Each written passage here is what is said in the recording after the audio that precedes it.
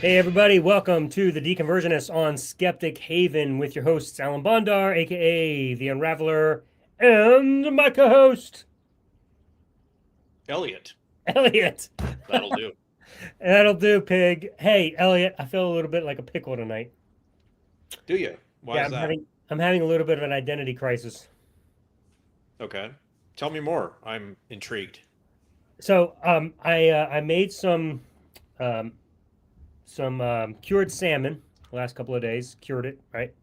And I used dill on it to as part of the cure to give it some flavor. And so that made me kind of feel picklish. Okay. That's all it takes to have an identity crisis. That's all it takes.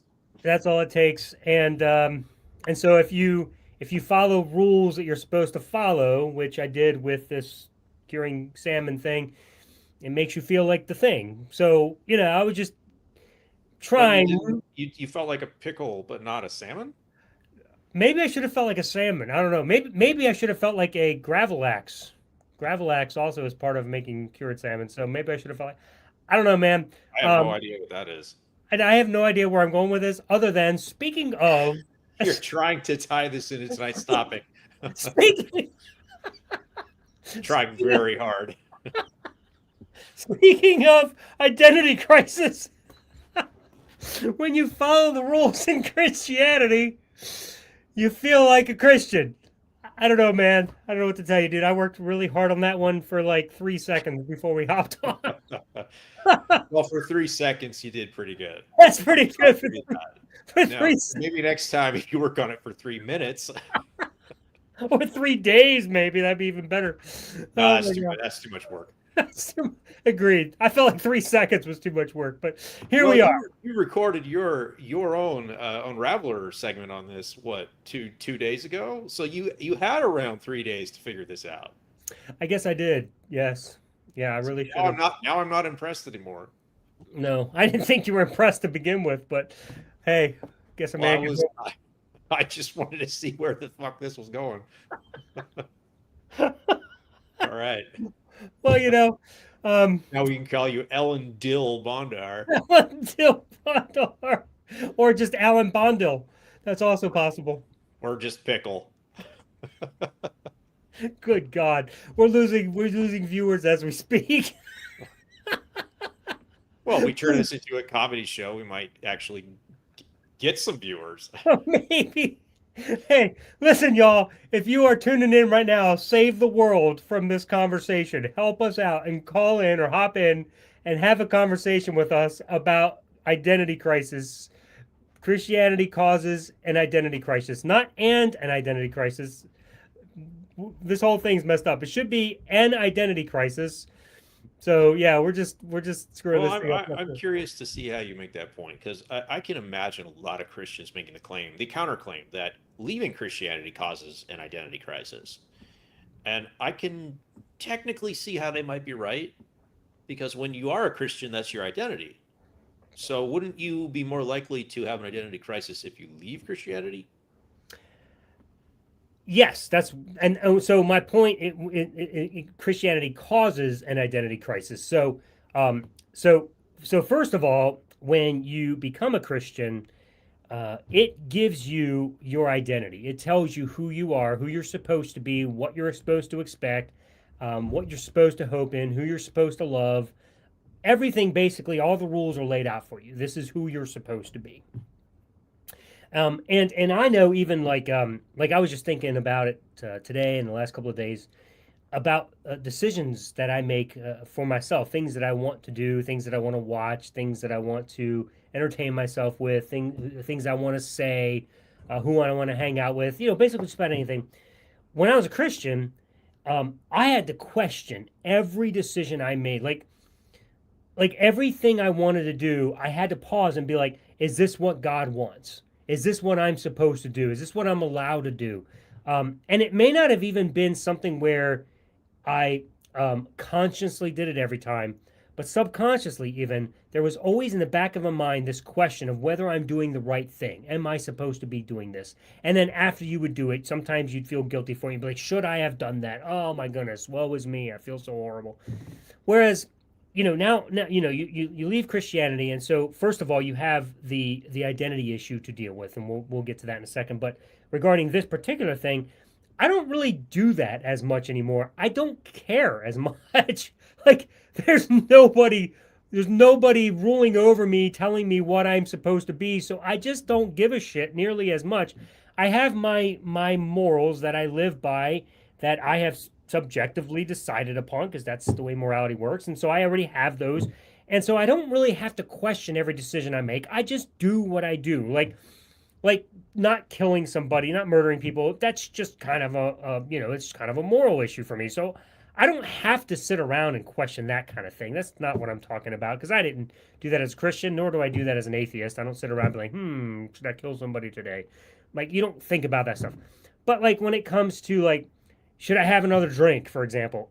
I don't give a shit. Like, I don't have to worry about that. Like, I might ask that question because it might be like, what do I have to do tonight, or something like that. It might be a totally different, but it's not a moral issue for me. It's not like an identity issue. It's not going to affect who I am as a person. I'm not representing somebody else. So that if I fail, I've failed that person named Jesus.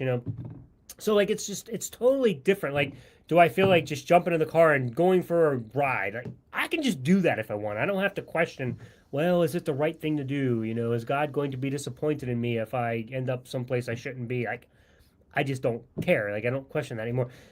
So anyway, so from that perspective, it's quite different, between thinking of your identity as a Christian versus your identity as an atheist. As an atheist, I'm just who I am. I don't worry about who I'm representing. It's just me. I just do what I want to do. Whereas as a Christian, my identity was found in somebody else. It was found in Christ.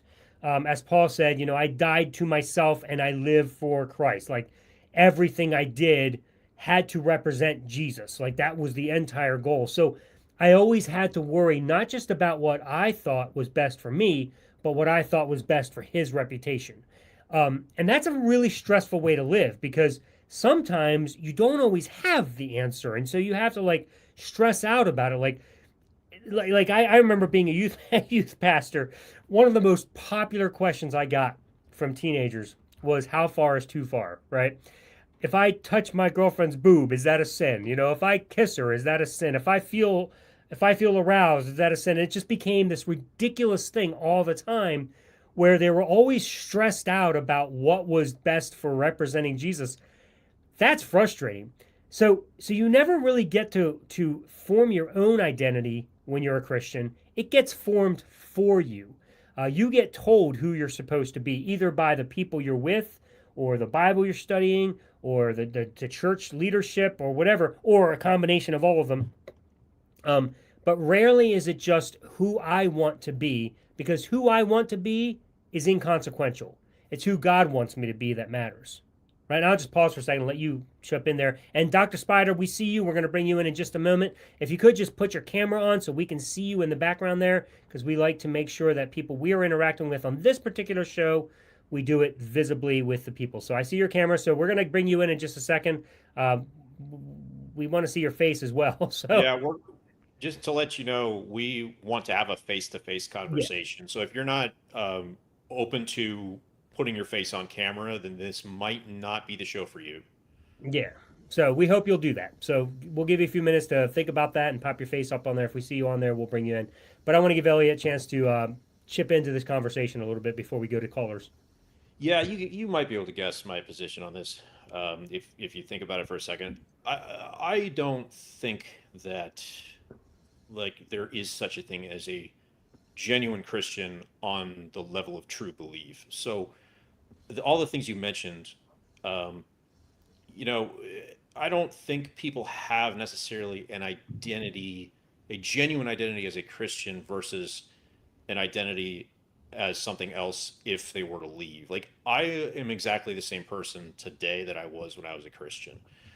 When I was a Christian, I was simply, you know, I wouldn't call it pretending, but I was kind of living like a hypocrite, like most Christians do. I think Christians do exactly the same things that they want to do and that they would do as atheists. They just hide it much better.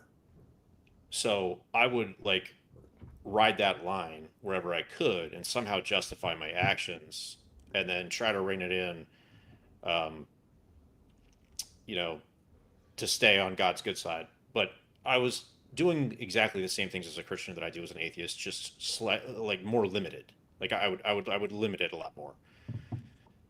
So like I didn't have an identity crisis when I left Christianity. I very quickly realized that, wow, I'm exactly the same person as I was as a Christian. I'm just more honest about it now. So I didn't really have that conflict. I mean, you like we talked about last week. I experienced that freedom of leaving, and now I can do these things without the guilt. But I would challenge most Christians that you're doing these sins just as much as an atheist is. You're just justifying it and rationalizing it, whether you call it not a sin when you secretly know that it is, or you ask God for forgiveness after you do it. Um, but you're exactly the same person that I am. You're just playing a game that I'm not playing as an atheist. If that makes sense. Right.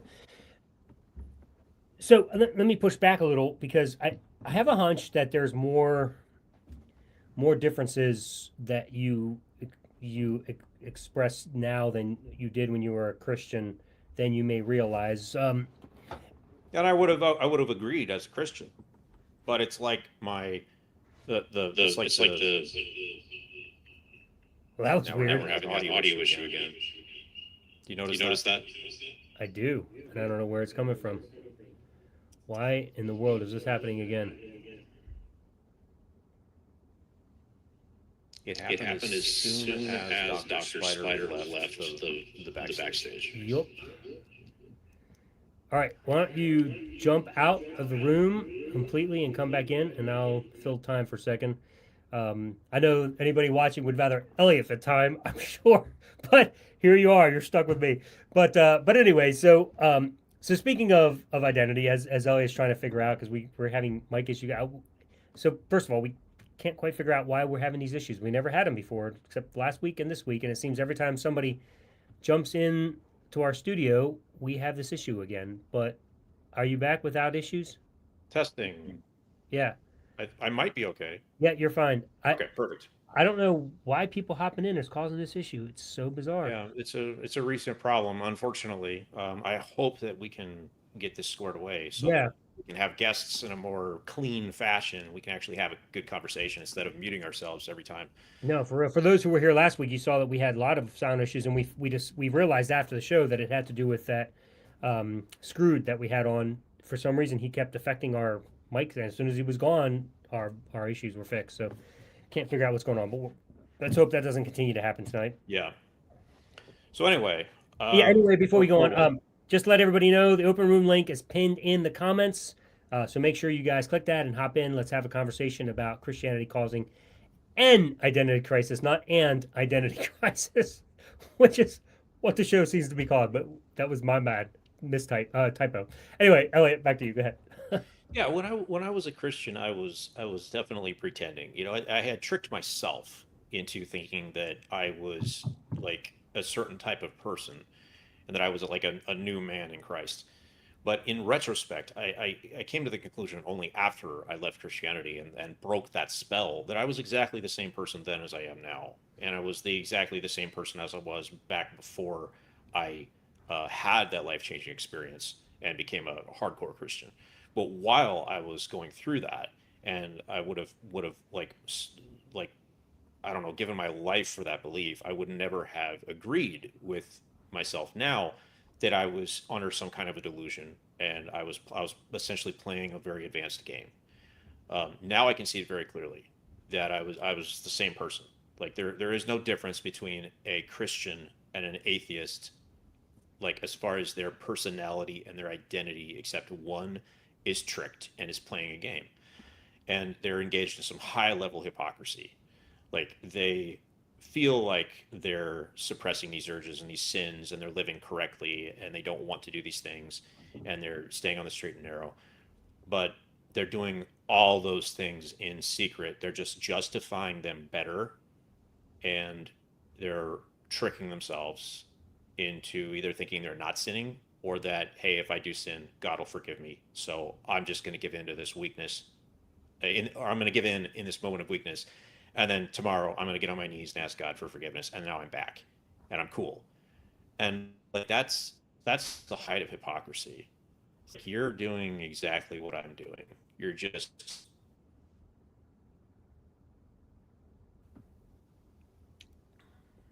You cut out. you still there? Yeah, you cut out for a minute, or I did. One of us did. I don't know what We happened to both, you. from my perspective, both did. We both did. Okay, Are you great. are we good now? I think so. I didn't catch the last, like, I think word or two that you said. That's okay. Go for it. Okay. Um, so I'm not convinced that you are actually the same as you were as a Christian. So so to me, there's like several differences. Number one, you use the word sin. That to me is a big deal in and of itself. As a Christian, you would have thought things were sinful. You thought in terms of sin. You thought in terms of breaking God's law and offending God, um, or even when you offended somebody else, it was considered sin. Um, I don't. If I'm not mistaken, I would imagine, like me, you no longer hold to that concept of sin anymore, right? Right. So, um, so because that's the case, there are probably a number of things that you were inclined to not do because they were considered sinful, whereas now you would be inclined to be okay to do them or to permit others to do them without condemning them as sinful because you don't see things in terms of sin anymore because sin was related to the law of God. I mean, so go ahead. You want to say something? Well, I would say that I still would have done those things as a Christian. I just would have found better justifications for them, or I would have relabeled them not sins. Or I mean, there's the myriad of things that you can do. You can I've heard Christians say, well, oh, that was under the law, or we're freed from sin. Now we can sin, and it's not a problem. Or they're grace believers where they kind of take Paul literally, even when he says, shall we sin that grace will abound? God forbid, but he's still sort of implying that um, more sin is more grace. We just shouldn't push it. Well, so they're like, okay, well, I won't push it, but if I do happen to do that thing, then God's grace will abound in covering that. Um, there's so many things that Christians will rationalize as not really sins, even though other Christians believe that they are, because it's their personal thing. Like, for example, let's take the classic example of masturbation. So many Christians think that is off limits. Like, you cannot do that. Sex is saved for marriage. But at the same time, other Christians will search the scriptures and not find masturbation listed anywhere. And so they're like, well, I'm free to do that. I'm not, it's not fornication because I'm not doing it with another person. So they'll continue to masturbate whenever they feel like it. And then they'll say, well, then they'll do the stumbling block trick. Like, well, it's a stumbling block for other believers, so I won't like make it public that I do it. I'll keep it hidden so it's not a stumbling block for them because they believe it's a sin. Kind of like the drinking thing. Lots of Christians drink. Lots of Christians don't drink. So the ones that do drink cover it up because they don't want it to be a stumbling block for other believers. And the classic verse is about the meats um, meats sacrificed to idols, about should we eat them or not. And Paul is like, there's no problem eating them. Don't be superstitious, but don't be a stumbling block for other believers that believe that it is a problem. So, yeah, I would have labeled these things sins and tried to not do them most of the time, but the rest of the time when I just couldn't resist, I would justify it. So I was playing a hypocrisy game. Yes, but wouldn't you say that there is a dramatic difference between you then and you now in that at that time the reason you would play the hypocrisy game and try to hide it or try to justify it was because you were thinking in terms of representing Christ. You weren't living for yourself, you were living for somebody else. Whereas now you don't think in terms of sin anymore. You don't, it doesn't, like when you do those things now, you don't sit back and be like, oh, I sinned. What do I do about it? You just don't think like that. It just doesn't fucking matter to you anymore. So because you just do you. Like you're not trying to represent somebody else anymore. But doesn't it come down? Doesn't this all come down to a belief, though, rather than an identity? And that's, I guess, this is my point. Let's say you're 9 years old and you believe in Santa Claus, and I mean, you believe, you're totally convinced of it, that Santa's real, and it's a big deal to you around Christmas time. And then you turn 10 and things change and you lose the belief in Santa Claus when it's no longer protected by your parents and your friends prove to you that there is no Santa. Does that throw you into an identity crisis, or do you simply move on with your life and Christmas still means just as much to you because you're still getting the presents? It's just that now they don't come from Santa. um, like in my analogy, it's the same thing going from Christianity to atheism. You realize that you're the same exact person. You're just no longer to have excuses. Yeah, I don't know. I think there's a significant difference though in that with Santa, it's much like the Easter Bunny. It's another person you want to make happy, um, but it's not somebody that you represent. Like Paul was explicit in now I forget the text off the top of my head, um, but I think it's Galatians 2:20 if I'm not mistaken. Um, that he says, "I no longer live, but Christ lives in me." Right. So so there's this idea of dying to self in the Christian life, like and even Paul talks elsewhere. He talks about dying daily, right? Sacrificing yourself daily. So you are supposed and again this in my mind is not necessarily how every Christian lives. So there may be Christians that are not fully invested, but if you are fully invested and you're following the teachings of the Bible, you are supposed to die to self completely. You are supposed to no longer be you at all. You're supposed to be Christ to the world. So anytime, and I've heard sermons about this all the time, I've even preached sermons like this, that anytime you encounter somebody, they should not see you, they should see Jesus through you. So Right. so in everything you do, you are not you, you are Christ. Yeah, I just don't think it's possible for someone to do that. Well, it may not be possible to do it Well, I completely don't think well. it's possible for them to even like do it on a level of true belief. Like I've got this philosophy that like religious belief is not true belief.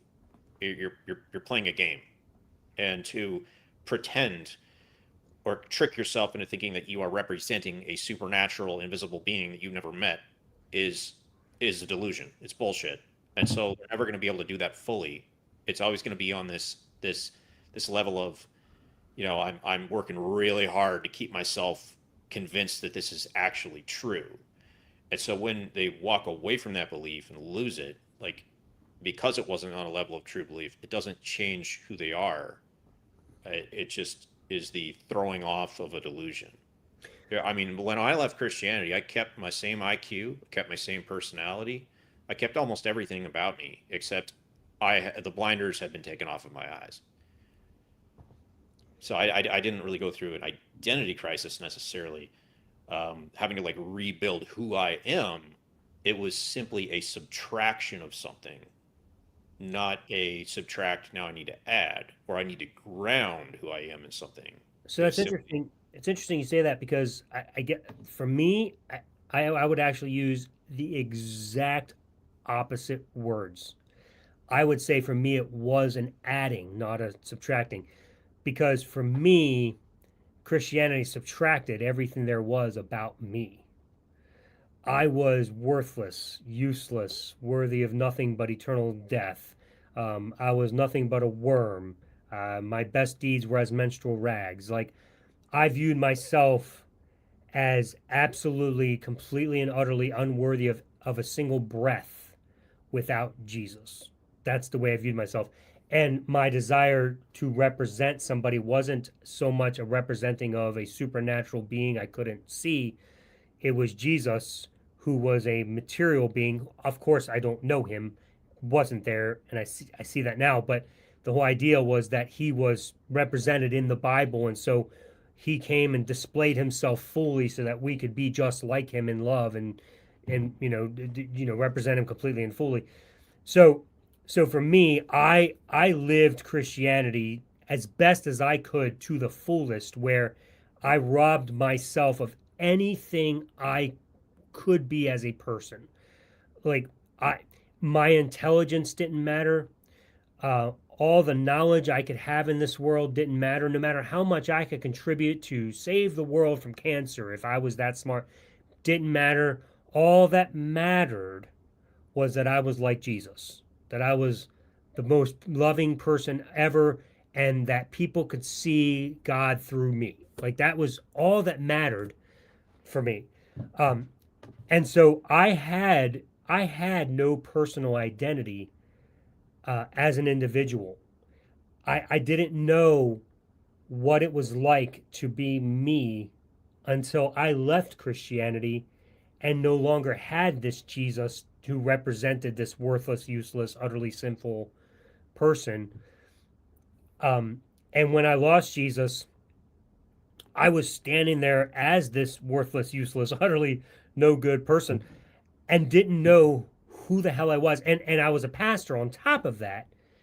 So for me, it added to the identity crisis, because now I was not only everything I could be as a Christian, but I was fully invested even as a pastor, so that I didn't even have a working knowledge of anything outside of theology.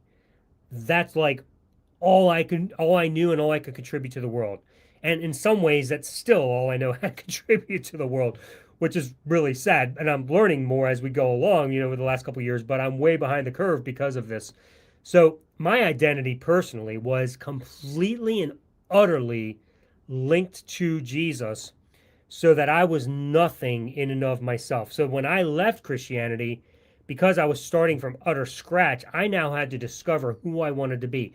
Now, that doesn't mean I didn't bring some things with me, like some of the morals I had as a Christian I brought, like my favorite ones, my core values: love, integrity, freedom, and truth. You know, those correlate. There's no difference there. So sure, there's things I brought with me. Obviously I'm not going to murder people. That goes with me. But silly things like like we talked about masturbation. Like, really, like that was one of the things that I had to, like, bring and be like, is this something that really matters? My judgment of the LGBT community, that was just sin. You can't be a part of it. And even though I won't condemn you, but I can't condone you. So you can live here and you can have your freedoms, but you can't get to heaven like that, right? Or if you get drunk, you're out. Like things like that. So I had a lot of judgment that I had to let go of as well when I left Christianity. So sure, there were some things I brought and some things I had to let go. But ultimately, me as an individual, I had no freaking clue who I was, because in as just a Christian, I was nothing. But then even as a pastor, once I lost that value as a person, I was like, what am I supposed to do with my life? Like, I had no freaking clue. So I had a major identity crisis, because Christianity caused that crisis by making me something that I was not necessarily be as a person. So that's me, but you might want to share some more about you then, in contrast to that. Well, it makes me wonder if perhaps the whole idea of identity is simply an illusion anyway. Maybe it's just a game that we play. I don't know. I'd have to think about what identity means a lot more before I can like take a harder position on that. But Well, but it look it makes me up. wonder. Like maybe it's just a game we play. Let's look Here's it the up. $1 million question for you, Ellen, because we both come to the same conclusion, but independently, that a religion is a drug addiction Yeah. in a very real way. So then tell me this, is being a drug addict or being addicted to a drug, is that itself an identity? Or is that simply something that is more like a parasite or an illusion or something that is attached to us that we can throw off and still be the same person we were before? So, I mean, I suppose depending on how invested you are in that addiction, it could cause an identity crisis, sure. Um, because you like, for example, here's one of the reasons I don't like Alcoholics Anonymous or any of the variations of it is because it identifies you as that thing. So you go into the meeting and your first words are, "My name is Alan and I'm an alcoholic." You're defining yourself as something, and the whole issue is that as long as you define yourself as something, it's always feeding into your mind because you're verbally saying it's always feeding into your mind that you're that thing. Just a side note, though, when you go into Alcoholics Anonymous, you identify yourself as an alcoholic. That's slightly different than being an atheist and like identifying yourself as a Christian. It's like, hey, hey, I'm Elliot, and I'm a Christian. Like, even though I don't believe anymore, like it's kind of weird how AA does that. Well, it It's like, is, hey, and that's my you haven't point. had a But drink in like years. Why are you still calling yourself an alcoholic? Like, right, right, you are coupling yourself with this bullshit baggage from right, your past. I would never call myself a Christian as an right. atheist. Right, and that's the point I'm making, and I'm 100% agreeing with you. Like, we don't do that as Christians. Why do we continue to do that in Alcoholics Anonymous or in Sexaholics Anonymous or whatever version of that you go to? Like once you're free of it, why are you continuing to identify as that thing? Um, and I think one of the problems I have with it is that people continue to live in that trap for the rest of their life. So they're always addicted. So they're always identifying as that addictive person, and so they never actually free themselves from it. So every day for the rest of your life, you are an alcoholic who's just fighting your addiction. And that to me is not a healthy way to live. I think it's much better to free yourself from the addiction. And that's why I highly, highly continue every time I talk to somebody about addictions, I recommend the Alan Carr method because the easy way method is the only one that actually makes the most sense. Like he removes the brainwashing, gets rid of the addiction entirely, so you no longer have the cravings or the desires to do the thing that you were. So your identity is broken completely. So you don't have to walk around saying, my name's Alan, I'm an alcoholic, because I'm no longer an alcoholic. Like, I used to be a smoker. I could walk around saying, I'm Alan and I'm a nicotine addict, but I'm not. I no longer crave it. I have no desires. I don't get the shakes. It's gone. I can't even stand like thinking about it. It's disgusting to me, the whole habit. But once upon a time, I would have identified myself as a smoker, but I don't anymore. But if I were still addicted to it, just shaking every day the rest of my life trying to fight the habit, I'd call myself a nicotine addict who's just fighting it. See, that's kind of why I think that identities might be a bit of of an illusion or a game, because I mean you would identify yourself as a smoker, but what does that really mean? I mean, that's not who you are at all. That's just a label that has been put on you by society. Oh, well, go to the smoking section or go, you know what I mean? It's a social construct. It's just, I mean, I'm a coffee drinker, but does that really identify who I am? Like, I just have a cup in the morning. No, So no, but I know where you're going with that, and here's where I'm going to just hop in real quick because yes, I agree with you, and this is why I think religion is the worst mind virus that has ever been brought to mankind. Like it is way worse than any other addiction on the planet. Because while other addictions affect just one thing in your life, it's that thing. Like I'm addicted to that thing. Christianity and religion in general does more than just make you addicted to say going to church. It messes up your whole mind. Like it makes you think and it teaches you to think things that you don't have to think. It tells you who to be, where to be, who to be with, how to live, who to love. Like it literally defines you as a human being. That's how deep that well, addiction that's goes. what we would say as Christians, yeah. Yeah. And I would have said that as a Christian, Yeah, yeah, yeah. but But if you were living like that fully, then when you left, you now had to discover who you were because you weren't allowed to think about who you were as a Christian. that's how I realized that I was exactly the same person. In fact, that is almost like one thing that helped me deconvert was, it's like there is no there when I drill down to it, like as an identity. There is nothing there. I'm playing a game. It's an illusion. Like when it's gone, it's gone. It's like taking off a coat. Um, I'll give you another analogy. We'll stick on the addiction thing. So I recently beat a drug addiction, and I was for the last 2.5 years I was on this stuff like hardcore into it, taking it 3, sometimes 4 times a day, and it really did take over my life. Like I was using it as a huge crutch, constantly. And so about a month ago went off of it cold turkey, and I beat the addiction, and not by choice, but losing losing that felt like losing a piece of who I was, piece of myself, because I was so wrapped up in that, and like I still crave it now, but I was looking back. I'm exactly the same person that I was before I was on it, and while I was on it, and now that I'm off of it. Like I left it behind, and I'm moving on with my life. It An addiction isn't an identity, and if Christianity is an addiction, it's just not an identity. Perhaps part of the addiction is believing it's an identity. It's like Dumbo's magic feather. He knew he couldn't fly until he was given a feather and told that this feather has power, obviously Christianity, and with it you can fly. And so he oh my God, he can fly as long as he holds onto that feather. As soon as he loses it, and then he falls. But it's all in his head. It's this. He has put this power into this object, just like we put this power into Christianity. But when we break the spell finally and realize this is all bullshit, we can move on without it. I mean, it's my personal opinion. Obviously, you've had the different experience, and I've met a lot of ex-Christians that are on your side about this. So I am kind of taking a devil's advocate position because it's not a popular one, but yeah, I just don't see it as an identity after the fact. I would have agreed with you as a Christian, but now I'm like, it was just me growing up, and as to quote the Bible, when a man grows up, he puts away childish things. Mm-hmm. It doesn't make him a different person. So, just for shits and giggles, because we talked about this earlier, I'm going to read the definition of identity just so we can have one from the Okay. dictionary. So, the first definition: the distinguishing character or personality of an individual.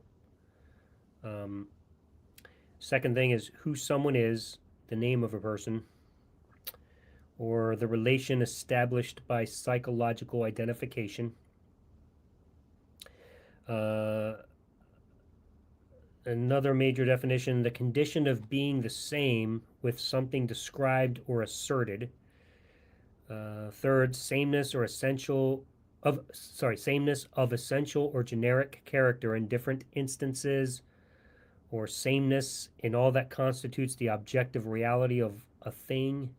And finally, number 4 definition: an operator that leaves unchanged an element on which it operates. So, but mostly um, the distinguishing character or personality of an individual. I also Yeah, like I that also seems like the I also like the relation established by psychological identification. That's a good right. definition. So, I mean, my personality hasn't changed at all. I'm sure that yours has probably stayed the same. I mean, personality is a static factor that is largely unchangeable, no matter what stage you are in your life or what beliefs you hold. Yeah, Would you agree with that?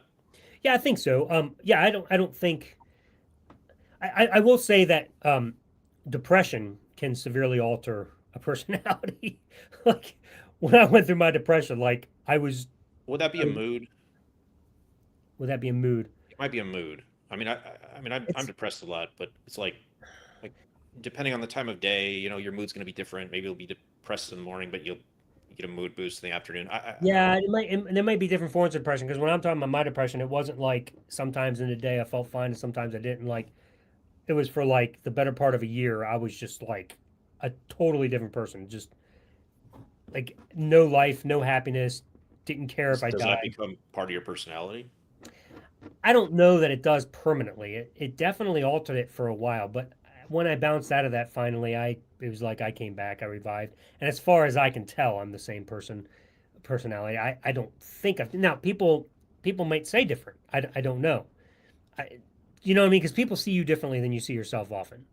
Um, so for me, it seems that I would say I'm the same person, same arrogance, goofy, joke around, sometimes serious asshole. You know, I think I'm the same person, but I don't know. Maybe somebody would say I'm not. That knows me from my past, but I think I'm the same personality. So yeah, none of that has changed. So if we're defining an identity as a personality only, then yes, I would say I'm the exact same personality. But if we're defining an identity as um, as who you represent and uh, and if we include morality in that, I would say I'm a Well, different person. I'll tell you how I would define identity. Um, and I imagine a lot of people would agree with this. It might not be accurate though, but I'll just give it a shot anyway. Identity is a static factor that cannot be changed. That is a like foundational characteristic of who you are. Like I am a straight white male. I can't change any of those three. Like that's part of at least part of my identity. And when you get into the LGBTQ uh, community, that's a really big part of like what it means to be those things is that's your identity. You can't change that.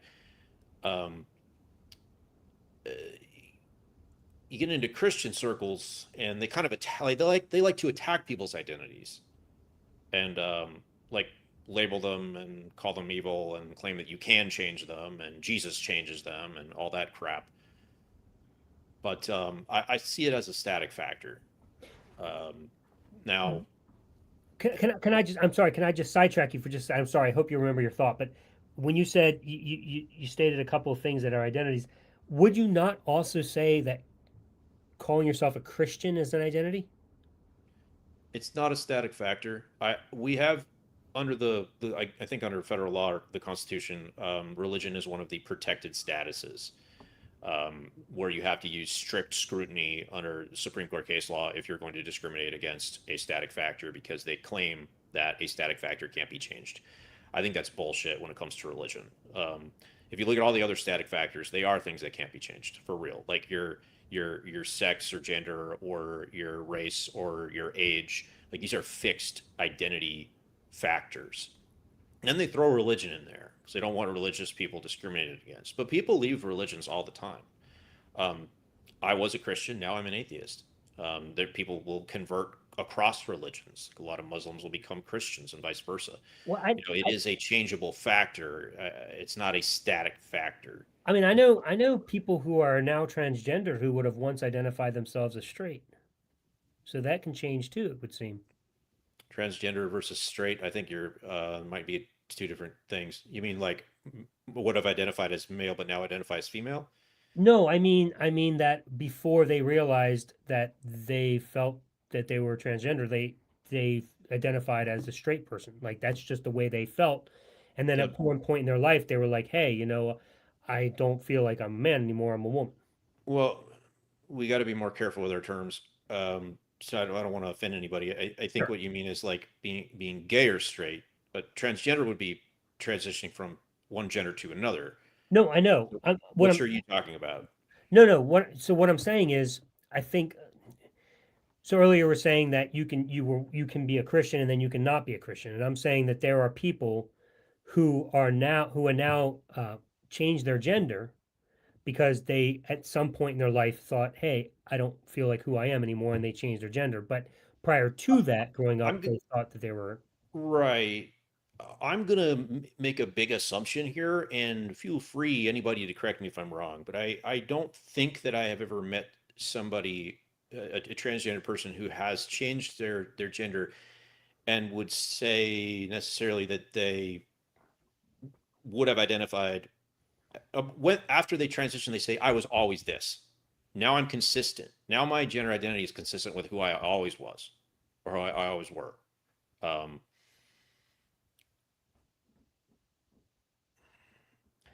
Maybe it's maybe Yeah, we should find a better analogy. I'm, yeah. I mean, I guess we can try to find a better analogy because I'm pretty certain that I've actually talked to transgender people who once thought they were straight and now they consider themselves transgender, only because time changed that over. They realized something different about themselves, and it could have been because they were suppressed at one point to think what they were allowed to think. Um, Much like leaving Christianity. I mean, it would be the same. In a sense, it would be the same because Well, you were like suppressed. for every gay person that I've met, they almost. I mean, I can't. I've never met anybody that said, "Hey, when I used to identify as straight, and when I identified as straight, I was straight."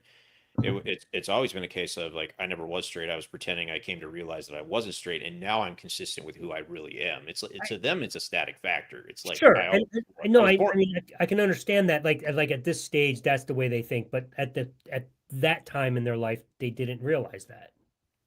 Maybe, but like it's almost like a Christian doctrine that people can change their sexuality. I mean, we have gay conversion therapy is a Christian thing Right. because they believe you can change your sexual orientation, and I think the science is pretty clear that you can't. You're born a particular way, and that's who you are.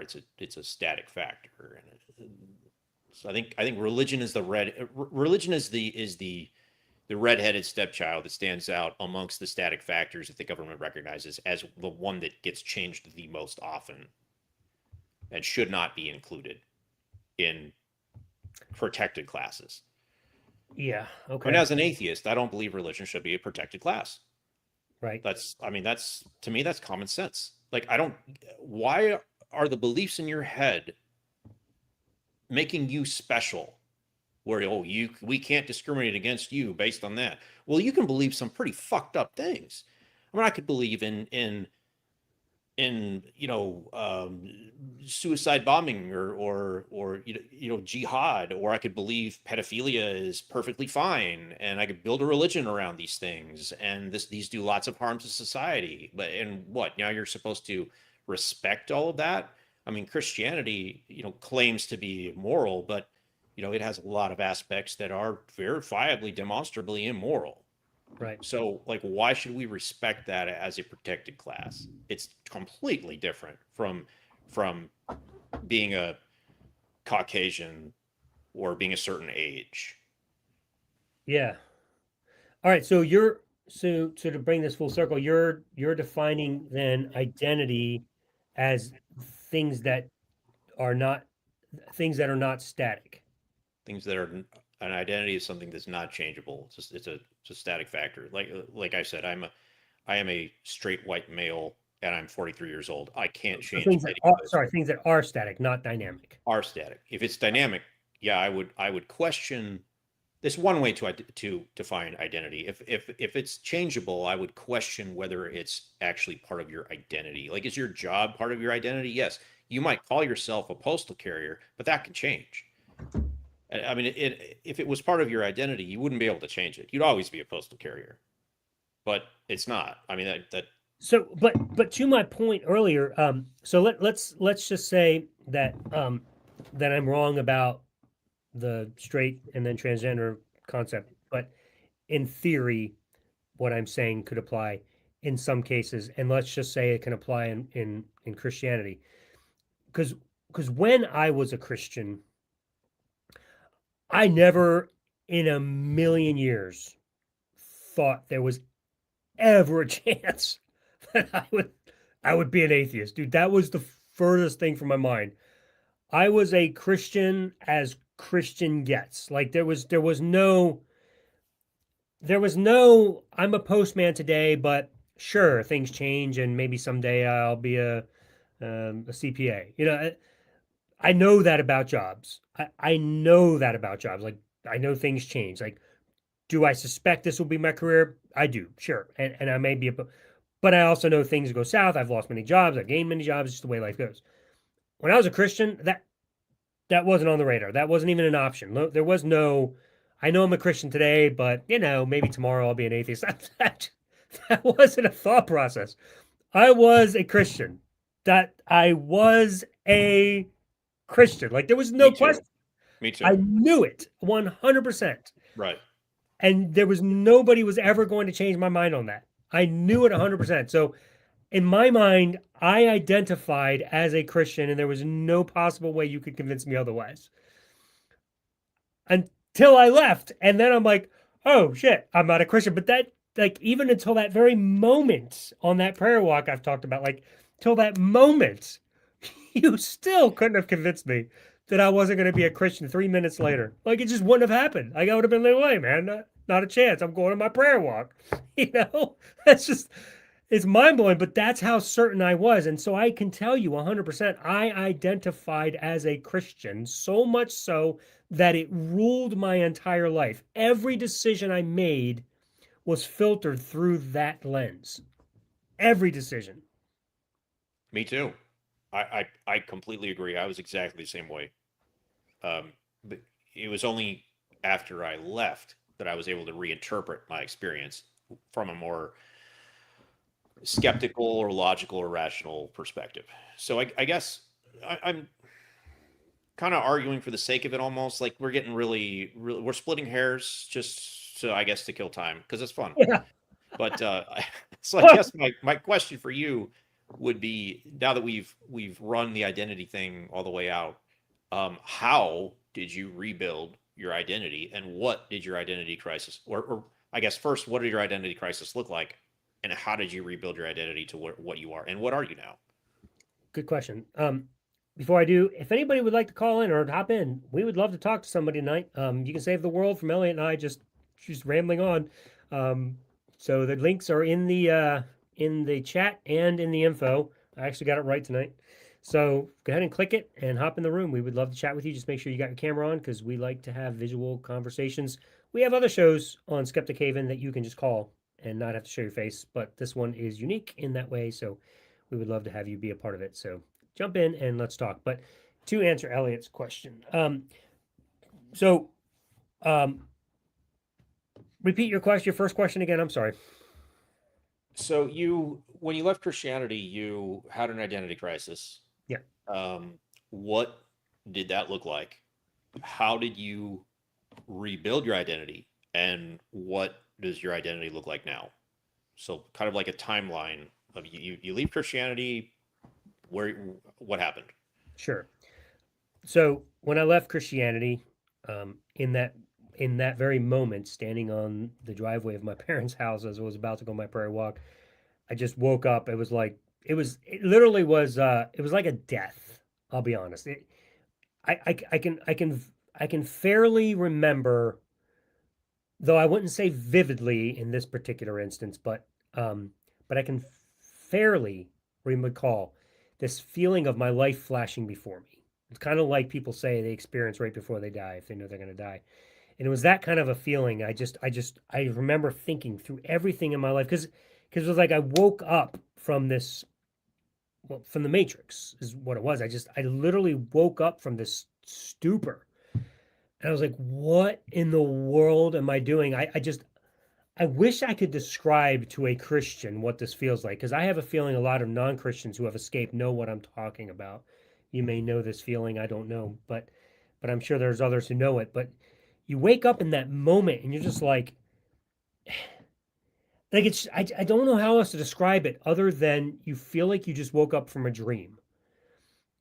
Cause like you were in it so fully and then you're just like, what am I doing? And I, for me anyway, it was a no-brainer. It was in that very moment I said to myself, and I said it out loud, I said, I'm an atheist.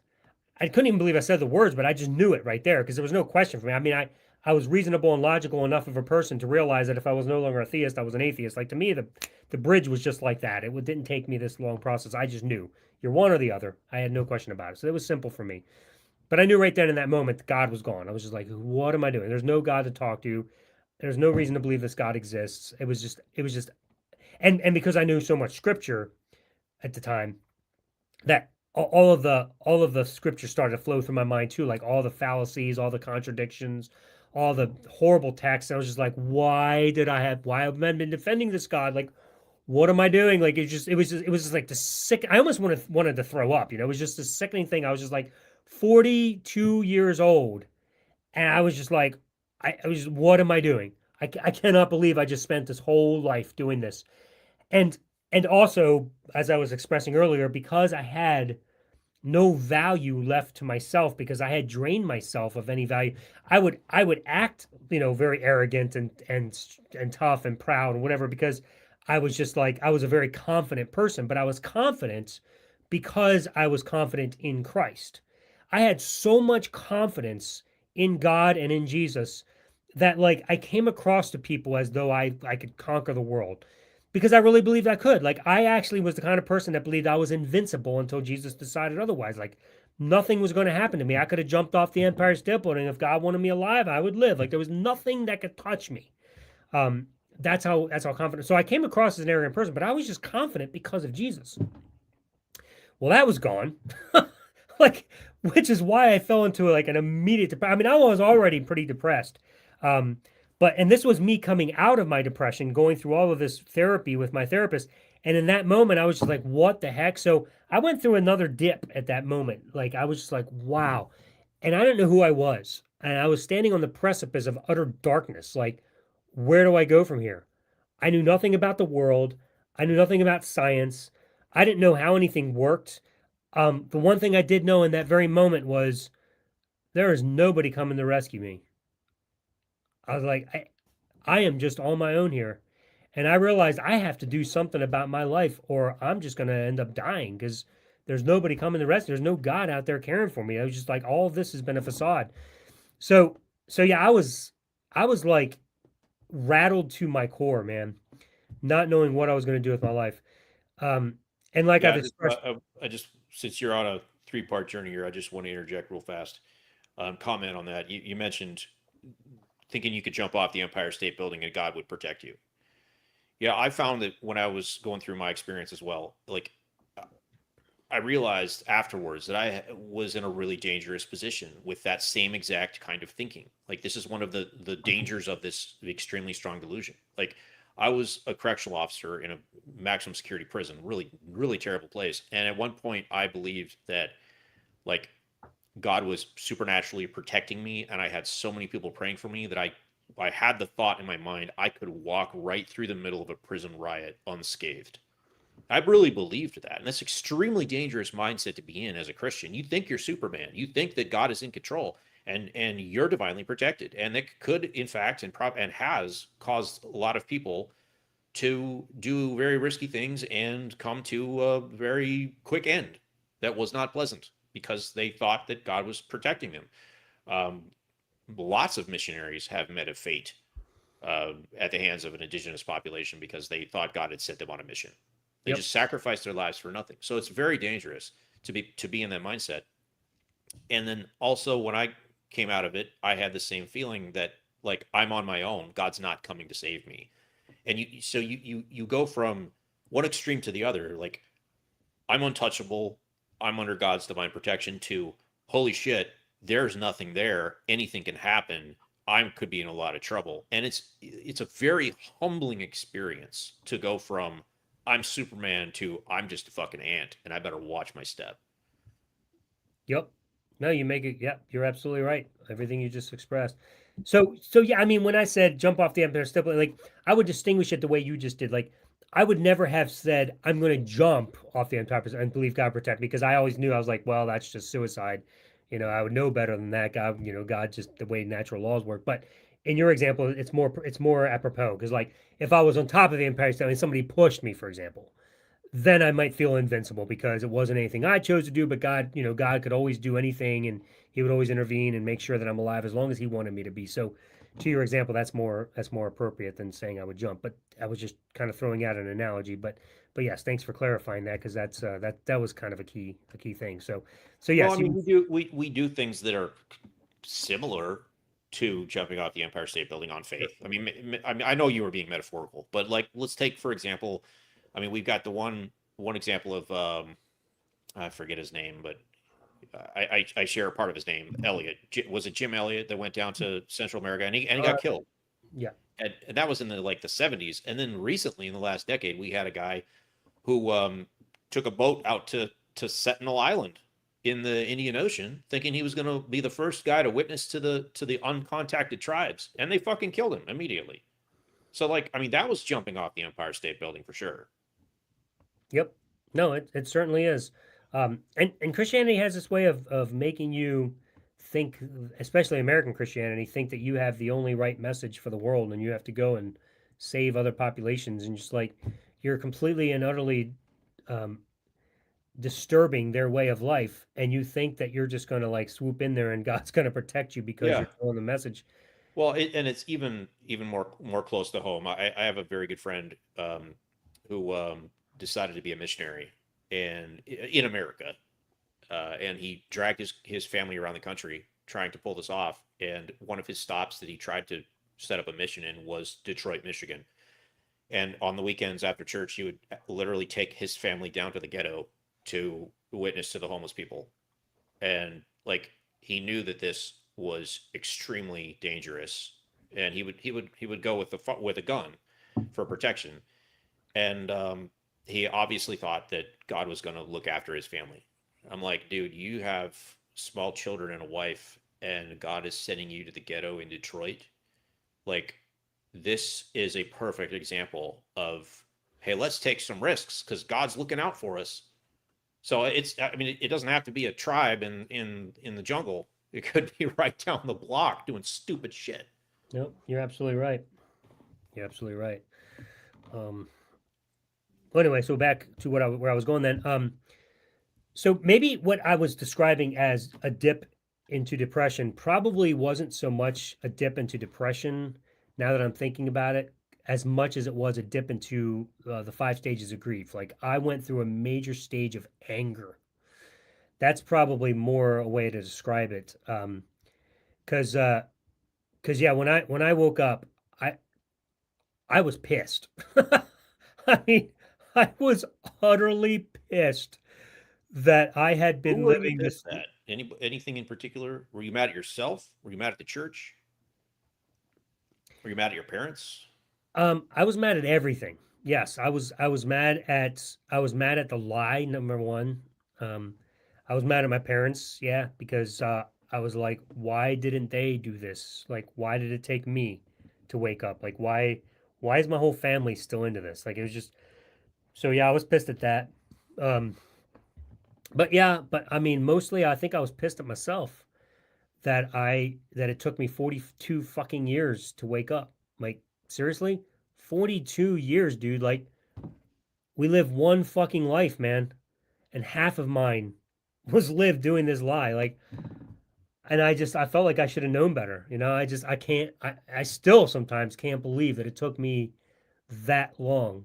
Cause I, like, I mean, I'm a very reasonable, It's a logical long person. time. Like, yeah, it's a long time, dude. Yeah, I don't, I, and I and, still and sometimes can't understand. most people come out earlier. Yeah. Like it was 35 for me. I sort of envy the 20 some year olds that find their way out. I'm like, okay, but maybe we needed to, maybe staying in it longer served as a better vaccination against bullshit because we really had to work up to it. And I mean, it wasn't like we got the usual average dose of it and then saw through it right away and walked away. Like we really had to fall deep into it. And the deeper you go into something like that, the more skittish you're going to be in the future of scams and lies. No, you're absolutely right That's about been that. my experience anyway. No, you're 100% right about that. Like, I'm as skeptical as they get now. Some people in my life get very annoyed with me because I question everything now. Like, you can't pull anything over my eyes. I'm not about to fall into that crap again. Yeah, So, and I was having this conversation today with my one of my mail carriers because today is election day. It's not the general election, but it's the primary, and we both work at the post office, you and I, and so we both have to deal with political mail, and there's a lot of political mail, tons of money being poured into supporting one candidate or another, or referendum, or for or against it, and we live in an era. I was talking to her about this because we were both pissed at all of the political mail we've had to deal with for the last several months. And I told her, I'm like, we live in a time when it is so hard to determine fact from fiction that you got to do a deep dive on every candidate and a deep dive on every issue before you vote. Or the alternative, and this is a heuristic that works really well, it's a shortcut. You simply fall back on general principles. And like, to use the election, for example, I'm like, okay, if I am not smart enough or knowledgeable enough to figure out these issues, what is a general principle, a principle of skepticism or rationality that I can use to apply to this to decide how to vote? And like, the one that I used was, where is the money coming from, and is it trying to change something that has been long established? And if there is new tremendous amounts of money trying to change a law or change the Constitution, I should immediately be skeptical of why they're trying to do that.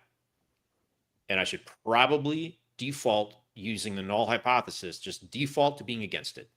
Like, if you don't understand it and it's a big change and there's a lot of special interest money behind it, you should probably just oppose that. And I know that would likely catch some good things in there as well and be against some good things that might change things for the better. But just as a general principle, it's like you should be skeptical of why somebody with a lot of money is wanting to change the law. And if you don't know the details, you just automatically default to being against it. And it's not one side of the aisle or the other. It's just a general heuristic. So sorry about that sidetrack. That's all right. I share the But frustration. in a world of bullshit, you can't tell what's true. Like, you have to fall back on like general principles of rationality and skepticism. Yeah. And we can do that better because of our experiences. Yeah. Yeah, no, for sure. You're absolutely right. Um, So yeah. you found yourself down in that hole. So yeah, so I mean, I was angry with myself, but I mean, I think ultimately I was just angry with the religion itself. Like, I think it just the whole religion, like just Christianity itself, the whole lie that it was. It just because now it's like it's just become a mind virus. It's just taken on a life of its own. It doesn't require anybody pushing it. It's just now it just exists and permeates our culture, and it's just like it's almost like you can't stop it. It just continues to spread like a disease, and it just really pissed me off that like so many people are caught up in this thing, and I remember like some of the counseling I was getting from my parents' pastor and their counselor, Christian counselor, about my life and how I screwed it up because I wasn't honoring to God and blah blah blah. And just kick me while I'm down. You know what I mean? It was just like it was just horrible. So yeah, I had a lot of anger and it cycled through the different stages of grief, but mostly anger. That one just kept coming back. That one still comes back from time to time. Um, but but at any rate, I knew I had to do something with my life. I knew that there was no rescue coming. There was no God anymore. I realized the pastor part of my life that was gone, and that was my biggest identity. That's what I was. I didn't know how to be anything else, man. Like literally since I was 20 years old and even 18 years old, working as an intern at my youth pastor's youth ministry. From 18 on, all I've ever known is working in ministry as a pastor. That's it. That was my whole life. So I didn't know how to be anything else. I didn't know what to do. I've never worked, I never, aside from when I was like, 16-year-old, worked at Kmart, for a couple of years or whatever. That was it. But I didn't know anything about working in the secular world. And I didn't know anything about relationships or how to date because, I was with one woman my whole life, basically, just my ex-wife. We got married young. I was 22. We met when I was 20, I think, 19 maybe. Um, so like, I was like, how do you live this life, man? I was like, so I had to just basically pick myself up. I wasn't going to get the teaching from my family on how to live as a non-Christian. So that was not going to help me. So now I was here just trying to figure things out. I had to basically just self-educate myself. I had to just start over and be like, all right, man, I you gotta figure out what you're gonna do with your life. I tried a couple different career possibilities, tried to start my own business.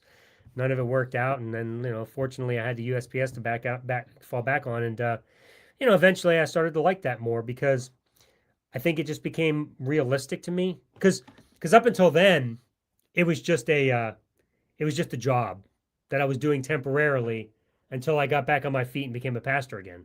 That's that was my Oh, mentality. okay. Yeah, yeah. I was 100% thinking to be a pastor and plant another church. Like that was, like I said, that's literally all I knew how to be. So then, I was like, well, that life's over. So I might as well embrace who I am now, and USPS. So I just came to love it. I decided to become really good in it and excel, and I, became very good at my job, and I really like it, And and it's fun. And ironically, that's the advice I would give anybody who's trying to start over, like who's lost a career. Is I would tell them to go work for the government, yeah, especially the post office, because unfortunately, they'll hire just about anybody yeah, and give you a shot. yeah. I, Well, now I, when I got the job, it was way different. Um, 8 years ago, whatever, 5 years, 6 years ago, whatever it was way different. Like they were like becoming a role carrier. You had to like take this intense test and pass it. Like you had to study this for like 5 minutes and then get all these oh answers yeah, right. yeah, And then you had not to go like through that anymore. interviews. It was rough. Now they'll take anything with two legs. Yeah. Yeah, Um, no, it's a double-edged sword. Like I'm on my fourth government job in a row right now with the post office, and I was a correctional officer. Then I worked for the Census Bureau, and then the TSA, and now the post office. And it, I know this isn't about religion, but it's interesting that government jobs are very easy to get, and when you get them, you realize how wasteful they are and how much you're not doing anything for your money. But boy, that'll help you get you back on your feet because they will hire in a non-discriminatory fashion. So just a life pro tip for anybody watching: work for the agreed. government. Agreed. Do it because Use government wastefulness for your own benefit. Yep. I mean, you're going to get the best possible pension you're going to get at this late in the game. Best salary you're going to get, this late in the game, unless you're, especially if you're a pastor. Like if you already have like a secular type degree and a career, you're unlikely to lose that just because you leave Christianity. But if you lose your job, like I did, well, not because of Christianity, but a lot of pastors will because of this. But if you do, like you don't have very many options. Like unfortunately, Masters of Divinity doesn't get Right. you very far in the world. Nobody gives a shit about that degree. Oh wow, you know the Bible. Great. It's not doesn't do a whole lot unless you have a Well, very special expertise like Josh Bowen. the degree won't transfer into an actual career, but the social skills might. Yeah, I mean, sure, sure. But but you have to build a reputation again, and that takes time. Yeah, You have but to you've got start the over. soft skills, Yeah, as they call them. yeah, you have to start again, but it takes a long time to rebuild for sure. But anyway, to Elliot's point, yes, USPS I highly recommend to anybody that transitions and doesn't know what to do with their life. It's a great place to go and get in easily and build a Well, build a career. get in while you can because the rumors are that the post office is being purposefully dismantled little by little.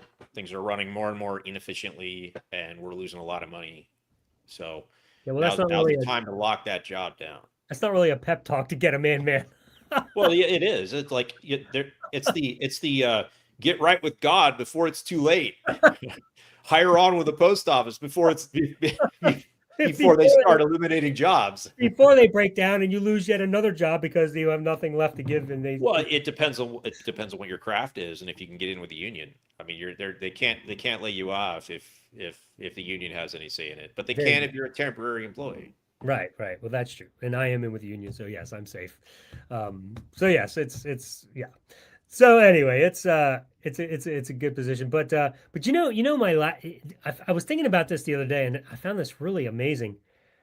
Do you know the last two words I heard as a theist? My last two words that I ever heard as a theist was From like in what context? From uh, somebody telling you these words or you reading them? Like how do you hear them? they were from an app on my phone. It was my jogging app, and I was about to go out for another run because I was trying to learn how to get to a 5K. And the very last two words that I heard in my ears from the lady on the app before I became an atheist were begin warm up. That was it. And about 1 minute later, I became an atheist. And that is mind blowing to me because I was like, wow, that's just kind of fascinating. It was it was almost like a preemptive statement to prepare myself for the next life. Begin your warm up because this is it. Okay. Um, so I just thought that was kind of cool as I was thinking about that. The last couple of days, I was like, man, my last two words is theist word, begin warm up. Um, anyway, That's interesting because I didn't have any last words when I came out, but I remember the words that got me in. oh So kind yeah, of the opposite side of the fence. I was reading in Romans. I think it was Romans. I want to say the end of chapter 9 and into chapter 10, but it was a very specific Bible. The format was such that this lined up perfectly. So if I had been reading any other Bible and any other translation, this was the New American Standard. Um, so any other book, this wouldn't have happened. But I read down to the end of chapter 9, and it said, "And he who believeth in him shall not be disappointed." And I noted that as being extraordinary verse, a promise. And then I read down into chapter 10, and then boom, right there in on the page, in word for word, spelled out again. Paul repeats, "And he who believeth in him will not be disappointed." And it was like he was talking directly to me, and he's like, "Hey, you didn't quite hear me. Let me say it again." And I just went to pieces. I was like, "Oh my god, huh? this is confirmation right here." That's how I got into Christianity. And it Interesting. turned out that it was a fucking lie. Yeah. Completely. Yeah, super interesting. Well, I did not use those two words to get me out because I had no idea those two words were doing anything for me at the time. It was only thinking back that I was like, "What the hell? Those were my last two words." It's kind of fascinating. But yes, I'm Yeah. sorry. I'm sorry you read the Bible, man. It's funny because the Bible got you in and the Bible got you out. Well, let's be honest. The Bible got, well, if we really want to be accurate, my parents got me in, my logic got me out. Right But on. yeah, the Bible can get you in and out depending on how you read it. Yeah. It is an extraordinary book, but completely unnecessary. Like if we burned every single one in the world, we would have lost nothing and probably gained a better future. Oh, I have no doubt the world would be a better place without the Bible and any religious book. Absolutely. Absolutely. Because there's nothing we don't know that we can't be better with without the Bible. Like, the Bible contributes nothing to our morality, nothing that we can't figure out without it. But it certainly So, has caused plenty of harm. and a case in point, I know this is fiction, but man, this is some powerful fiction if you look at it correctly. I was watching the Book of Eli yesterday, and the premise of the movie is that this guy is in a post-apocalyptic environment, and he has in his possession a King James Bible, and you find out throughout the movie that it's like the only one left on Earth, and he comes across the warlord in this town in the wasteland who is searching desperately for a Bible, and he says to him, like, "That book has power. I need that power. You know it has power because they burned them all after the war, and now we need it so that we have the right words to build these people's faith up and give them something to live for."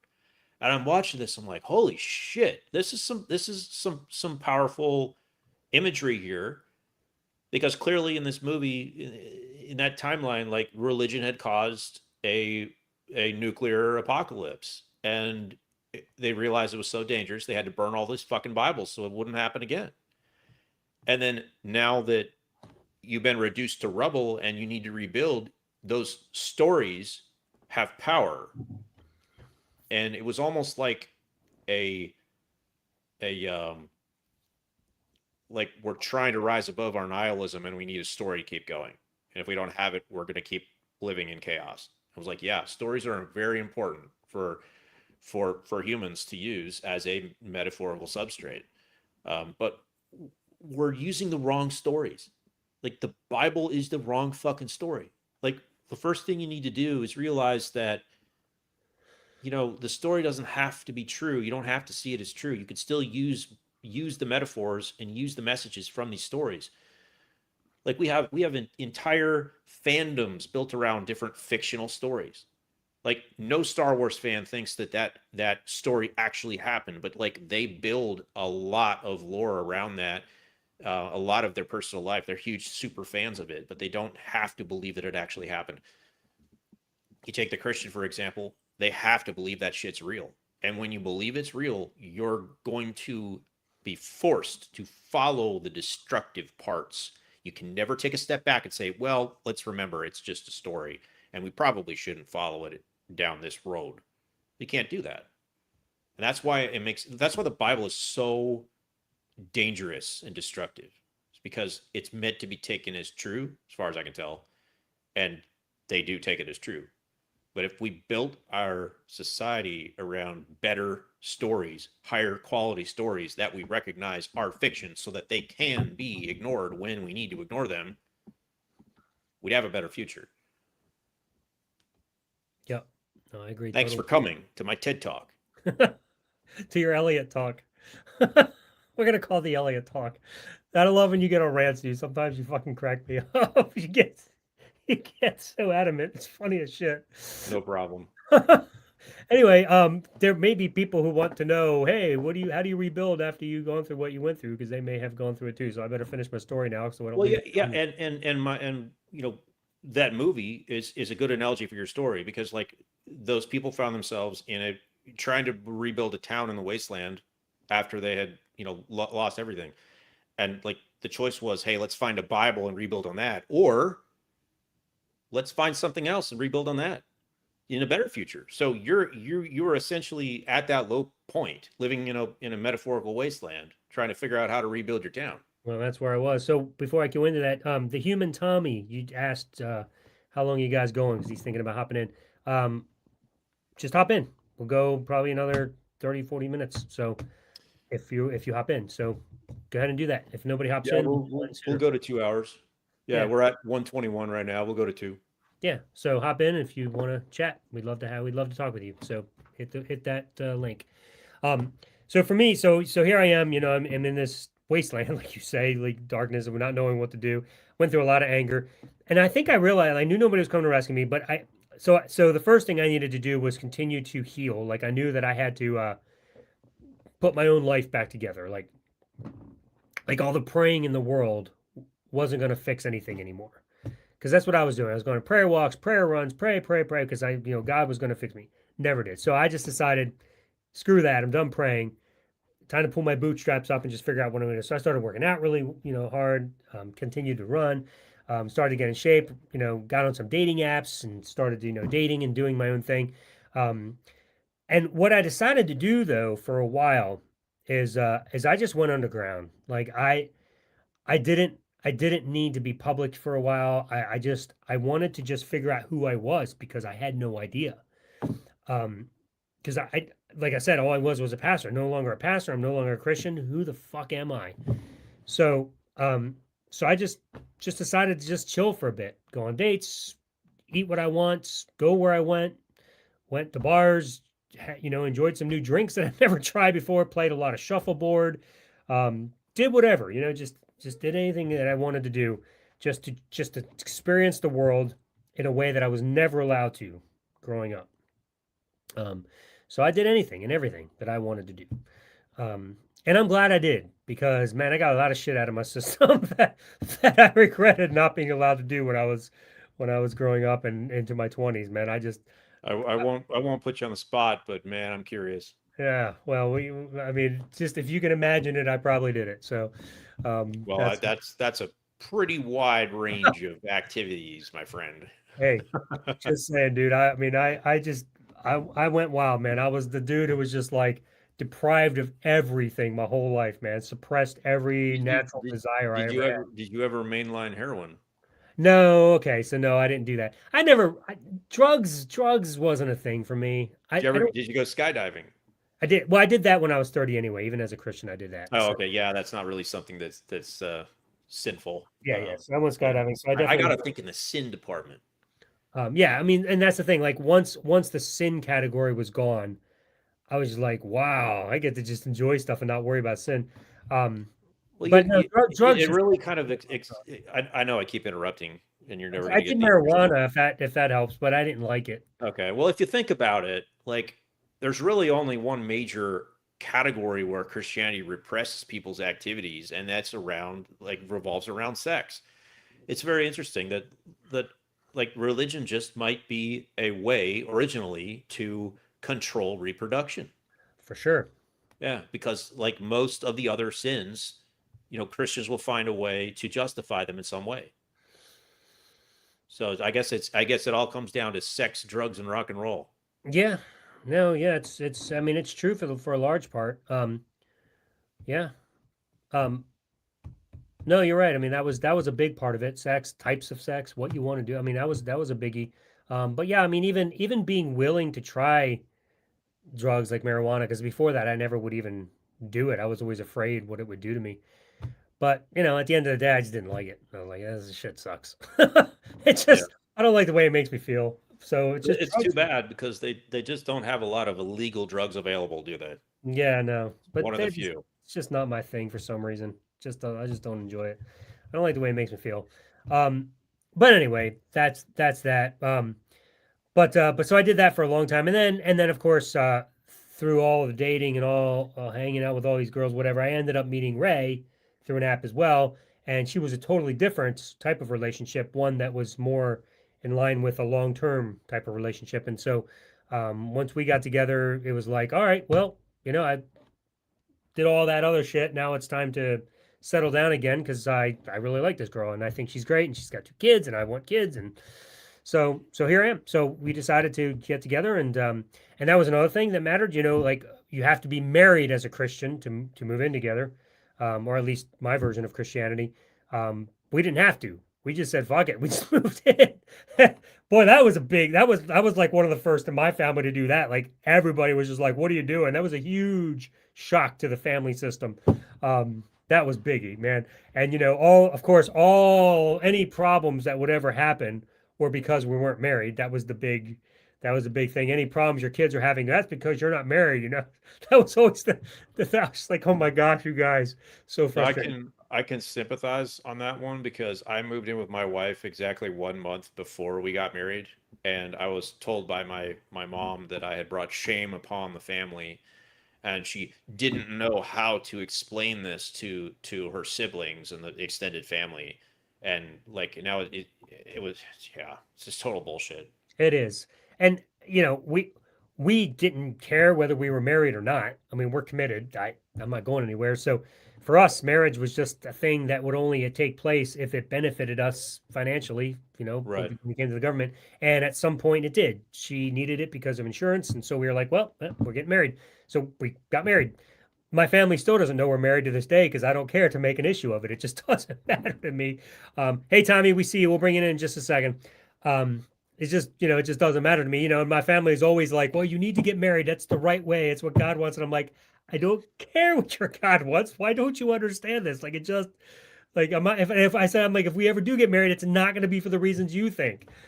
So I don't care to tell them. I've made plenty of hints, plenty of statements. I've even posted it online on my recent Facebook posts about, going on our honeymoon to Punta Cana, and they still haven't picked up on it because I don't think they think we're married because we didn't have this big ceremony. But Right. whatever. I mean, I honestly don't care. But anyway, so long story short, because we got Tommy and I want to bring him in. So I did that for a number of years, just with Ray, just built a life here. We learned together, we grew together. I learned a lot from her on how to raise kids. Her and the kids are a primary reason why I evolved so quickly in my thinking in regards to things like accepting the LGBT community and understanding things properly about sexuality and on how to raise kids and the models we learned and why spanking a kid is not actually a good idea. We used to think it was because that's what we were taught growing up. Like just so many things, and I was like, it was like overload. Like I just wow, and fast hyper speed. It's like they raised me in a way, which is kind of sad, but I came a long way with. So anyway, and then Jen Fishburne came into my life again because her and I used to be friends, and we ended up talking and she was like, "Hey, you want to get back into the world again and help people out? And let's come on my channel and do an interview." I was like, "Why the hell not?" And that's where it all started. So I went back on and did a show, and from there I was like, "Well, I did it now. I'm in the public eye, so I've got to figure out what I'm going to do. And so I started studying hard, listening to every possible show and debate I could, and listening to science and Forrest Valkai. I am so grateful for Forrest Valkai.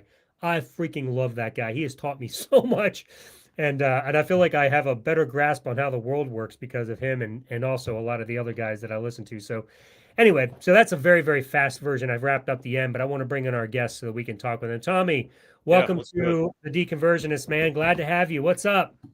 How's it going, guys? Good to be here. Thanks for being with us. I'm actually hearing an echo of myself. What a surprise. I know, man. That has been a problem for us for the last 2 weeks now, and we cannot fix it. I don't know. That's all right. And it just happened like last week. I'm gonna have obviously it's something that can be fixed because it hasn't been. I'm going to contact That's- StreamYard and figure out what's going on, because this is not, there's nothing we're doing different on our end, and I can't for the life of me figure out what it is. So if we mute ourselves, then he shouldn't be able to hear himself. Yeah, we'll just do what we did last week. We'll go in and out. Yeah, well, Oh, when you want to talk, just start talking, and I'll mute mine. All right, Tommy, go for it, man. Tell us what you got. Yeah, no problem. I guess I don't mind mind hearing my voice too much, but yeah, it did go away once you two muted. But yeah, let's see, on the spot now. Yeah, sorry, I wasn't hearing too much of what you were saying like right now, because I was getting my stuff set up, so I wasn't necessarily listening in. But yeah, been wanting to hop on with you guys for a while, because like normally like Tuesdays don't really work very well for me, but ended up being free today because I know Alan, I think like you recently, like we became friends on Facebook, and Elliot, I actually saw your interview with Neil, the 604 atheist, and like heard a lot of your story, and like heard a lot of similarities, a lot of not so similar things. Like I was personally not waterboarded at 3 or 4 years old. That was, but I did. You are one of the only other people I've met kind of outside the church I grew up in who also grew up in what is officially regular Baptists. Like I remember like when I found that out, that was the actual name of our denomination, was Regular Baptist. I thought that was the funniest fucking thing in the world. But then now growing out of it, I was like, wait, did I remember that correctly? Did I make that up? So hearing you actually say that was a real thing, that was a little reassuring. So I wasn't losing my mind, but yeah. Yeah, I think it's called General Association of Regular Baptist Churches. It's GARB for the acronym. Mm-hmm. Yeah. Yep. I didn't know there were that many of them around, but yeah. Mm-hmm. So Yeah. how long were you a Christian for? Oh, probably. But I mean, depending on when you measure, like a child is like cognizant enough to really realize. Well, basically, I was born into it, and then deconverted when I was 38. So coming up on, it'll be at least as far as like officially becoming an atheist, I guess it'll be 5 years this October. So Very nice. Yeah, 7 or 8 for me. So I guess the $1 million question, like for everybody, is like, what was the last straw? Like, what actually took you out of it? Was it one thing? Was it a variety of things? Did it like stack up over time? Or was it like, that's it, like this does it for me, now I can't call myself a Christian? You just turned a corner on it. What were the last 2 words you heard as a theist? well, I guess it was, if anything, you might say it was the last 2 words I said as a theist, was essentially telling God, show up, or I'm waiting, or something like that. I mean, as I'm sure you could probably guess, like for a lot of people, it's a very long story. But I'd say, like I said, grew up pretty conservative Christian, and probably was still pretty like very like fundamentalist, until maybe like mid to late 20s. Then I started getting maybe like a little more this different flavors of evangelical, like maybe a little more charismatic or whatnot, but then started heavily deconstructing when I was maybe like 34, 35. But then I guess the magic year, 2021, when I was shortly after turning 38, was diagnosed with cancer. It ended up being stage 4 melanoma, if anyone's familiar with that one, a particularly nasty one. Then ended up going into full remission, and have been in remission for almost 5 years now. It'll actually be just next month. But it was basically coming off that experience, having already kind of like been reevaluating and rethinking everything. Just get to that point of going through a situation like that, and like, kind of being pretty sure I was dying, but then all of a sudden just not, and just be like, all right. Especially when it comes to this faith thing that I've been like reconsidering, like, what do I actually believe? But then, I guess it all just boiled down to the good old problem of divine hiddenness, and just the issue of like, okay, I'm not seeing anything. And of course, like, I'm talking with a lot of other Christians, being in the whole like deconstruction community, and just especially at that point in my life, just wanting something solid I could actually like anchor to. But all the answers I'm hearing from everyone, no matter like what view of God they have, I'm like, okay, well, how do you actually know that? But then it all is just coming down to, well, this is just what I choose to believe. But then also later finding out that I'm autistic, like that whole like, well, don't expect answers doesn't really jive with the way our brains work. So yeah, it eventually just came down to a point where actually during a prayer exercise for a small group I was in at the time, we were supposed to just like spend an hour alone with God. So I'm like, all right. So I just sat there in my garage for an hour. Said, all right, God, if you're here, I'm waiting. And 1 hour turned into almost 5 years, and still haven't heard anything since. So, well, first of all, congratulations on beating cancer. Yeah, thanks. For all practical purposes. I mean, yeah, fun cancer research, everybody. Yeah, no kidding. But my question related to that would be, when you were going through that experience, when you were fighting it, how did you view God? Were you did you turn to God to try to help you beat it, or were you skeptical about God's like power to do that? Yeah. Trying to think. Yeah, basically at the point I was at when I got diagnosed, like I said, after already like deconstructing, I think at the time I would have called myself a universalist panentheist. Don't ask me to define panentheist. I still don't exactly know what it means. All I know is at the time it sounded cool. I was like, yeah, I'm probably that. But I guess at that point, my view of God was very much more like, the kind of people who say things like, well, I don't really see God as a being, but just being itself, kind of thing. So I just viewed God as like just pure goodness. And yeah, so when it came to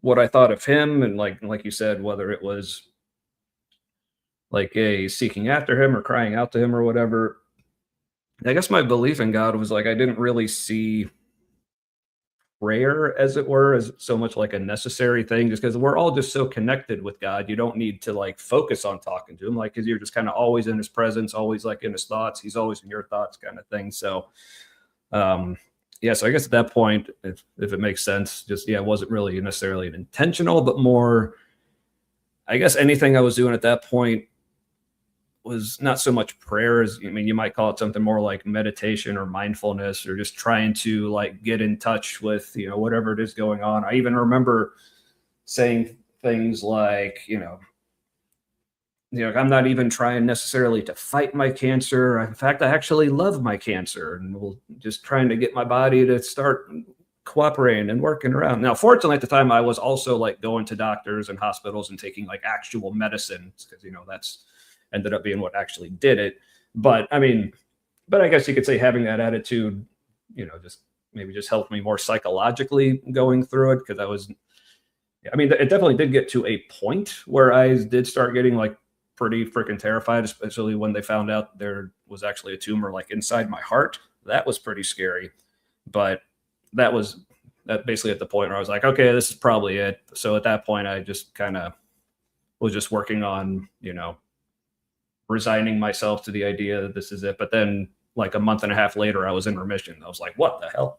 So yeah, so honestly, as I'm looking back on it now, like, I guess I wasn't really even necessarily like consciously thinking of God too much in that. I remember like being in the hospital. It was a Christian hospital I was in, not a Catholic one, just like Protestant or whatever. But they had kind of like this chaplain lady who was like not necessarily any certain religion or denomination, but just someone to come around, see if anyone just wanted like some prayer or talk or whatever. And I remember like, and this is something I never really thought about before, but I remember when she just came in the room and asked if I wanted prayer, I was just almost instinctively just like, no, thanks. I'm good. But then like, as I was saying those words, I was like, wow, like that's new. So yeah, I don't know if that answered your question or. Yeah, that does. I tend to ramble. No, that's fine. Extreme circumstances like that can often be a litmus test of where your true beliefs are. Like I had a near-death experience about 6 months after becoming an atheist. My heart ran away, supraventricular tachycardia, and it's instantly jacked up to 260 beats per minute, and I couldn't stop it.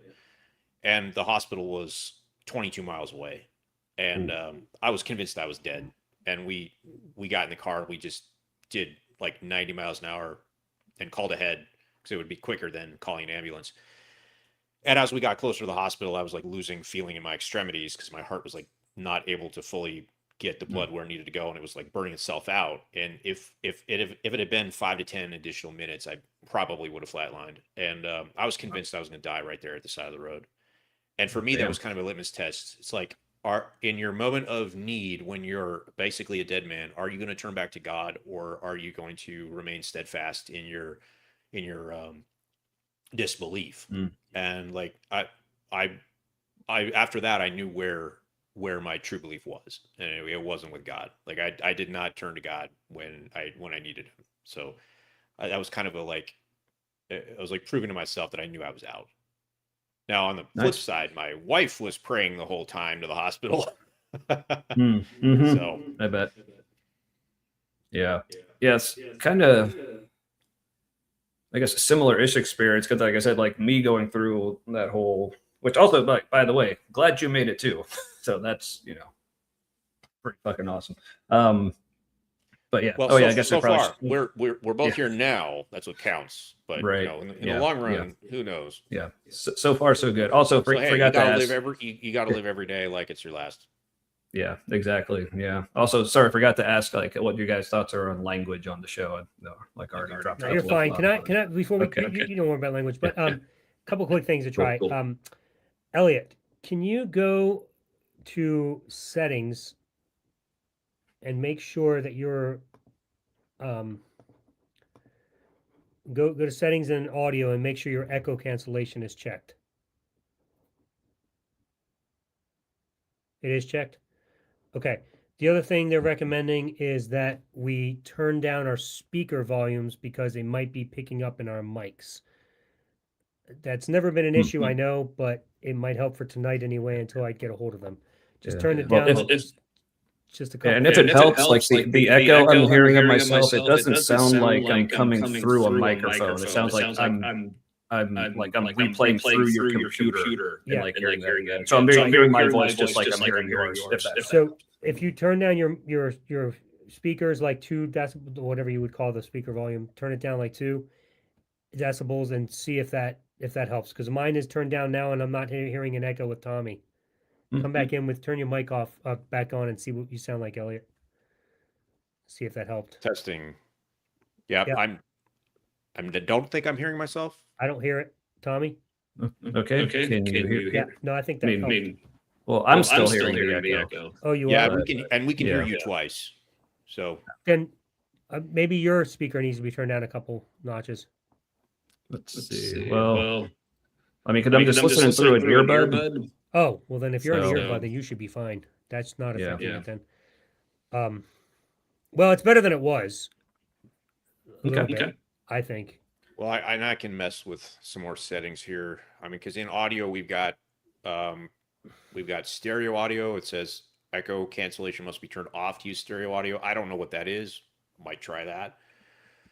Yeah, it's incredibly frustrating. I will contact them this week and figure it out, but at least it's helping a little bit with the mic volume, with the speaker volume down. Tommy, it sounds like you've been through kind of like hell. Good Lord, like so many issues. I'm so sorry, man. It's tough.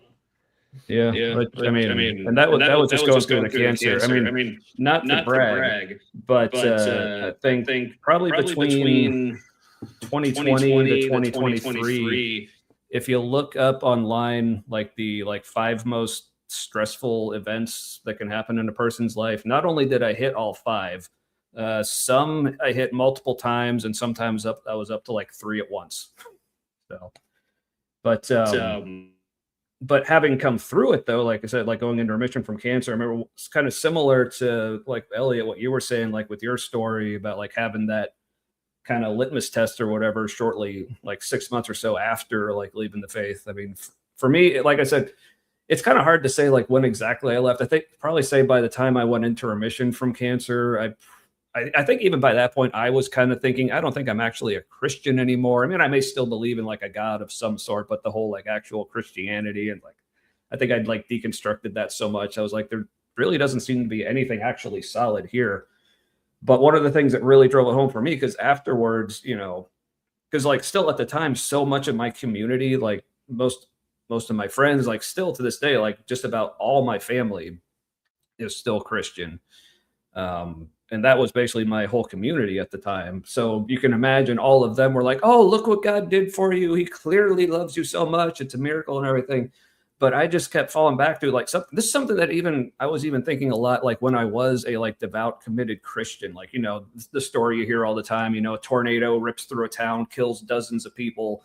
But someone's like, oh, but it missed my house. God saved me or whatever, like not, you know, recognizing all the rest of the carnage and deaths that did happen. So at that point, like really all I could think of was like, okay, yeah, I was apparently, because like I said, the cancer did go away pretty quickly. Now, looking back on it, you know, it actually pretty much coincided pretty well with treatments for my particular kind of cancer right around that time had been like skyrocketing. So like survival rates for stage 4 melanoma, I think right now we're getting close to like 50%, where at the time it was more around 20, maybe 15%. So, I mean, you could call it the miracle of modern medicine if you want, but if you want to call it miraculous. But basically all I could think of is, okay, even more so now that I'm like in it, like, I don't know if I can say like, well, God clearly loves me, because like I'd had so many like family and friends who had died of cancer, you know, like I said, not to mention all the people, like probably millions of people who have died of like the very same cancer I had, you know, for millennia before me. So just the idea of saying, well, God clearly loves me so much. Okay, well, then what does he think of them? So I was like, well, if it feels bad to credit God for my healing, like, what does that mean? Because if there is a God who is loving, then I'm supposed to be able to credit him for like the good things, but that doesn't seem like it really works. So that was probably, like I said, ultimately it came to like the whole like divine hiddenness thing and realizing there was nothing real solid. But that was maybe one of the first, like, you know, that first thread you kind of pull that gets like the sweater to unravel, as it were, I guess. Yeah. Well, the cancer thing is a very interesting phenomenon as it relates to religion, because it's one of the many, but one of the biggest ones that you can point to say, you know, God is responsible for like extreme suffering in the world, and he's not doing anything about it, and it affects everyone. Right. Like it affects children. In fact, right now we have extreme runaway cancer rates in the millennial generation. Very young people are getting cancer at extremely high rates. And that's going to translate to, just because the numbers are large, it's going to translate to a lot of them going into spontaneous remission and then looking to credit God for that.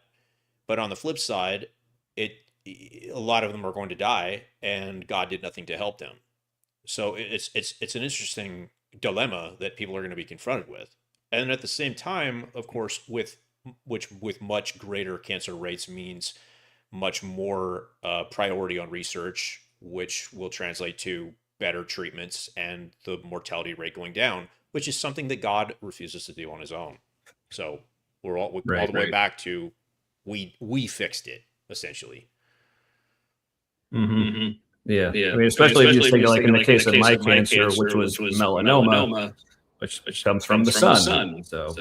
So you speak, you know, like because at least you can say if someone gets lung cancer, because they smoke, so that's kind of there or whatever. But like all I did was go out in the sun that got made for me, apparently, but forgot to turn the cancer rays off or whatever.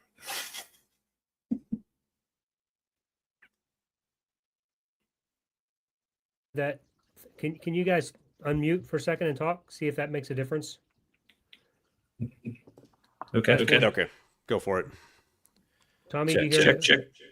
Oh, yeah, I'm still just hearing my own echo. I thought maybe this would make a difference because I had it on in the past, but it's not seeming to matter. Yeah, like it sounds like it's something that's going on internal. Like it's not like between mics and speakers. It's probably something in the program that's like doubling the audio somewhere. But yeah. So when I mute Ellen, you, from my perspective, Tommy, you lose your echo, even though I'm talking. So let me mute mine, and we'll see if Ellen, go ahead and say something. Test 1, 2, 3. Check. Yeah, I'm still hearing myself back. Yeah. So Tommy, when I mute Ellen and I don't mute myself, now talk and see if you can hear yourself. Okay, test 1, 2. I'm not hearing myself back in the same way now. It is just sounding like a very faint echo, like it is being picked up by a mic. So yeah, so like the main echo, that's gone. Yeah. Okay, so it's better when Ellen's muted, but it's the same when I'm muted. Interesting. I don't want to say Ellen's the problem, but like we've done a scientific experiment here, Ellen, and you're the odd man out. We're going to vote you off the island. Yeah, it's a weird thing to happen because I'm trying to, because this has happened to me. Like I also do a live stream. You can see my name down there. You know, shameless plug.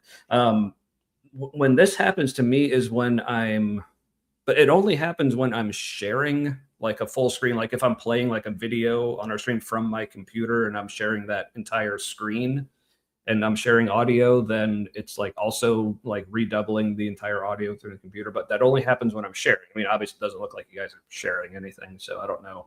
Yeah, this is literally, we've done this for, I can't tell you how many weeks. And literally the last 2 weeks is the first time this has just randomly started happening. Yeah. But also I don't use StreamYard, so not as familiar with it and how it does stuff. So yeah, well, they're gonna have to fix this because this is not bearable every week. It only starts when we bring a guest on now. Yep, I know. And we don't even have to bring them like onto the show. We just have them backstage, and it starts. And then once they leave, it doesn't go away. We have to go out and come back in, and then it's gone. So so maybe it's my fault. Third party. Sorry. Oh, it's definitely your fault. You're to blame. Yep. There you go.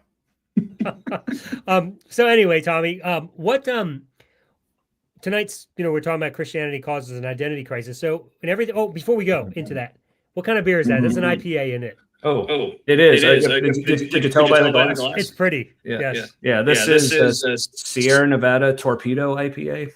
Okay, that's a really hoppy IPA. I like it though. Yeah. Well, for me, that's basic. It's basic. I thought the Torpedo was pretty hoppy, but I do like hoppy beers. Anyway, so how did Christianity affect your identity, and if it did at all? Oh, did it? Well, I mean, in a lot of the ways you probably hear from a lot of Christians, at least evangelicals. Like I said, I was never Catholic or Orthodox, so I can't necessarily speak for them. But yeah, I mean, as a Christian, especially in the later, well, I guess probably the whole way through, just maybe thought about it in different ways. But yeah, that basically was my identity. I mean, like I said, that's what I grew up in, like from birth. My family on both sides have been like Christian for as far back as we have family record, basically. So yeah, it was,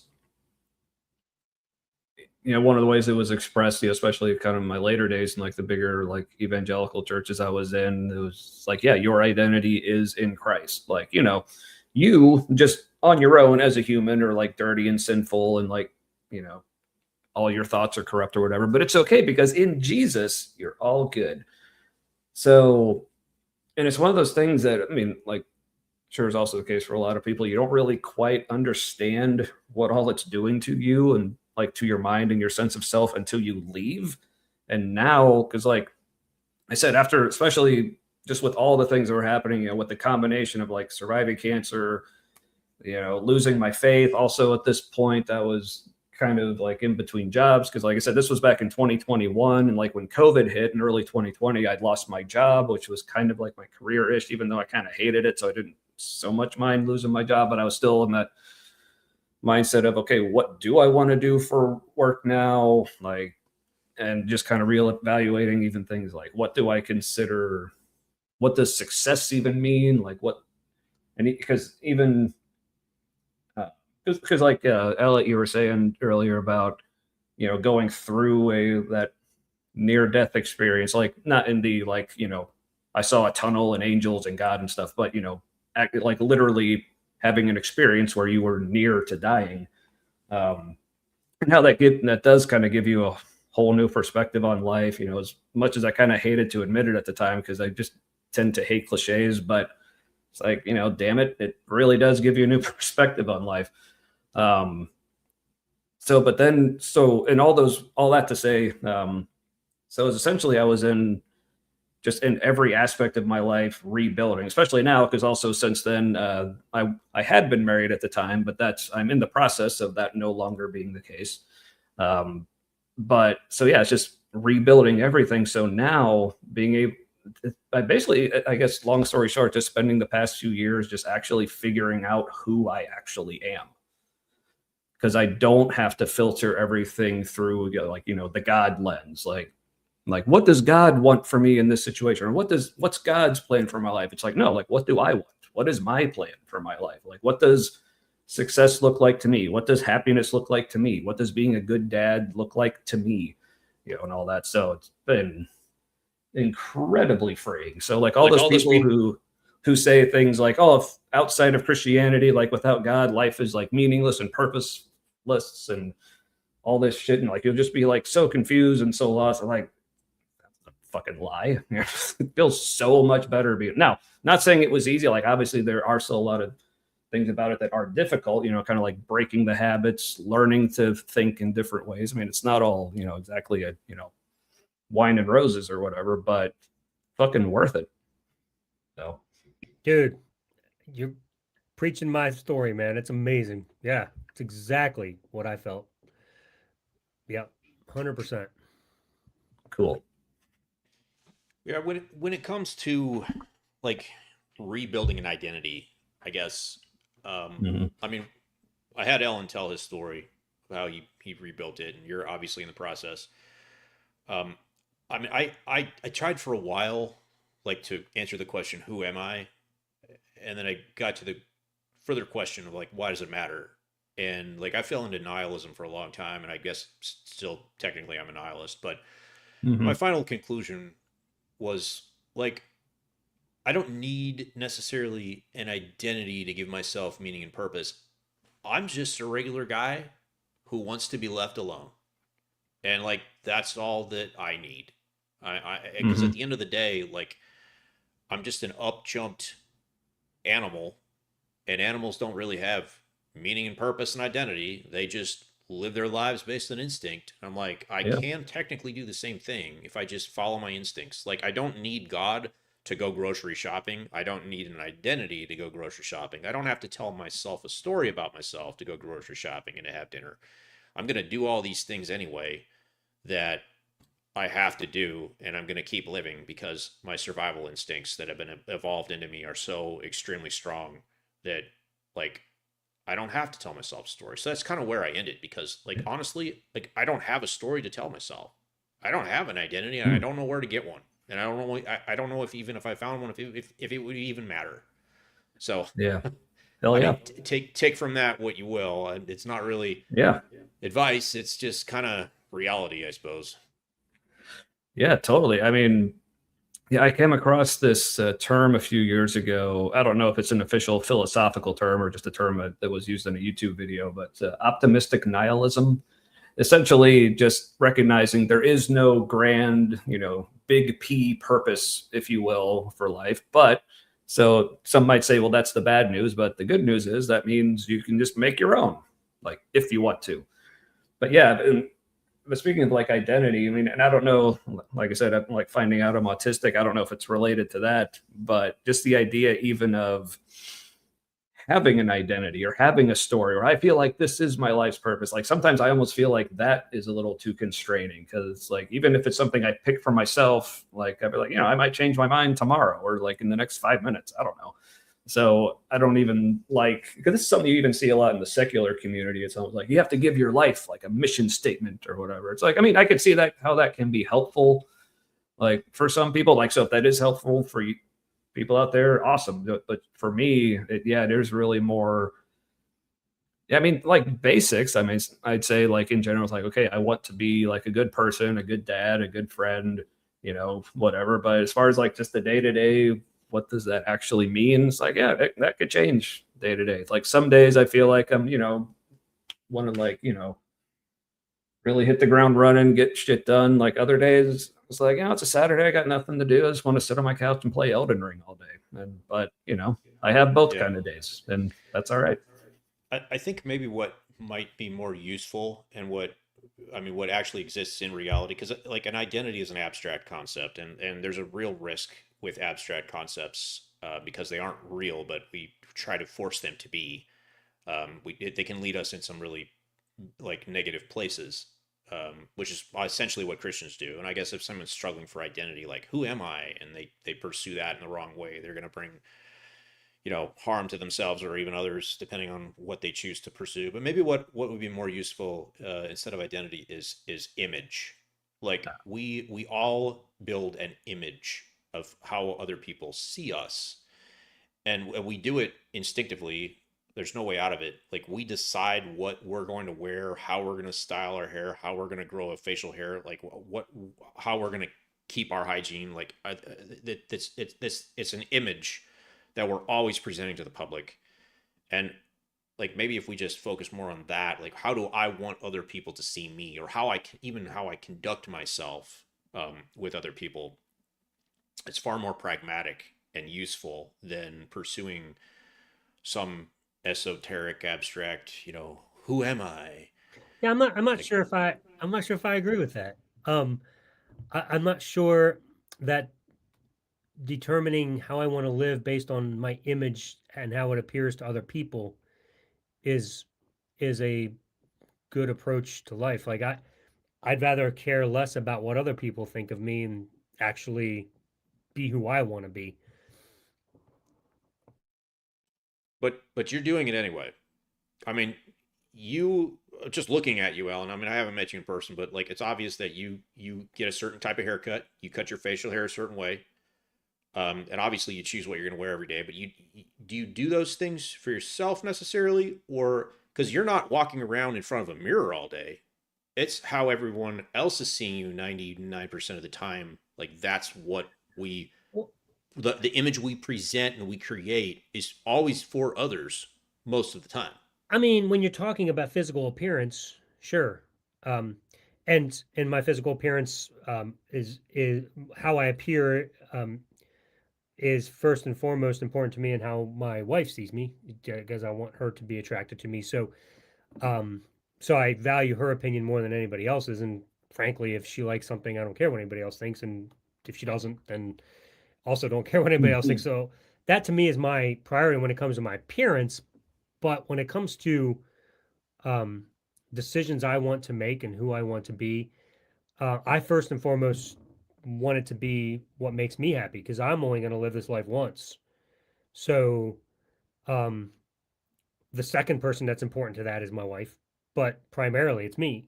I and I'm choosing what I want to do every single day because it's what I want to do. It's what makes me happy. So if by image you mean physical appearance, then yeah, sure, I'll agree 100%. But if you're talking about who you are as a person, I don't know that I can. I don't know that I would agree with that. Well, Hmm. I mean, I would disagree with you to this particular point. That whether we think so or not, almost everything we do is about status because that's how we've evolved. Like we are primates, and within the tribe of primates, like everything is about where your status is in the dominance hierarchy, and like everything you do in some way, whether it's conscious or not, is is pointed in that direction. And so while you say you might not care what other people think, um, I I'm not going to put myself in your head and like judge what the truth is, but I would be inclined to think that perhaps a psychiatrist would say maybe you're lying to yourself, maybe you don't realize it.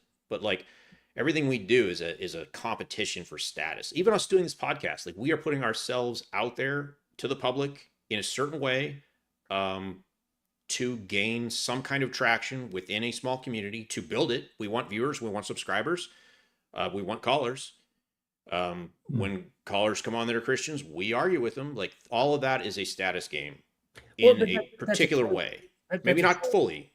But that's choice that we've made to do. Like, we don't have to be doing this. So yes, I mean, certainly status plays a role in our decisions, but only because for me that's important. So I personally want to have a status in the public eye because I want to sell my book. I want to um, be able to be a public speaker. I like those kinds of things. Being in the public does a service to me. It makes me happy because I'm much happier with a mic and 1,000 people in front of me than I am being quiet. But some people, they'd rather die than being in front of 1,000 people. So some people, this would be a nightmare to them. So this is what I'm choosing to do because it's what makes me happy and it's what I want to be. But I'm not sure my primary desire is status. Sorry, let me restate that. My primary desire isn't what a person or individual or a group of people think of me as much as it is I just want to be known. So like, you know what they say, bad publicity is good publicity. So like they may not like me at all, but if I had 10,000 people following me, I'd be just as happy. Well, let's do a quick thought experiment then. Let's play this out. Let's game this out.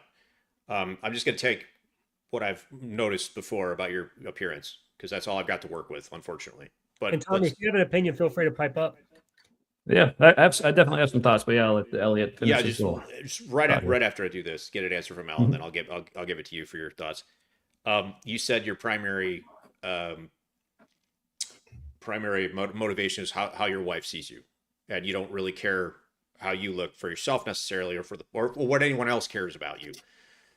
But considering the fact that like you are in the public eye, you are doing this podcast. Let's assume for a second that your wife says, "Ellen, actually, what I really want you to look like, since I'm the one that it matters the most, my desires, I want you to totally shave your head and cut your beard off."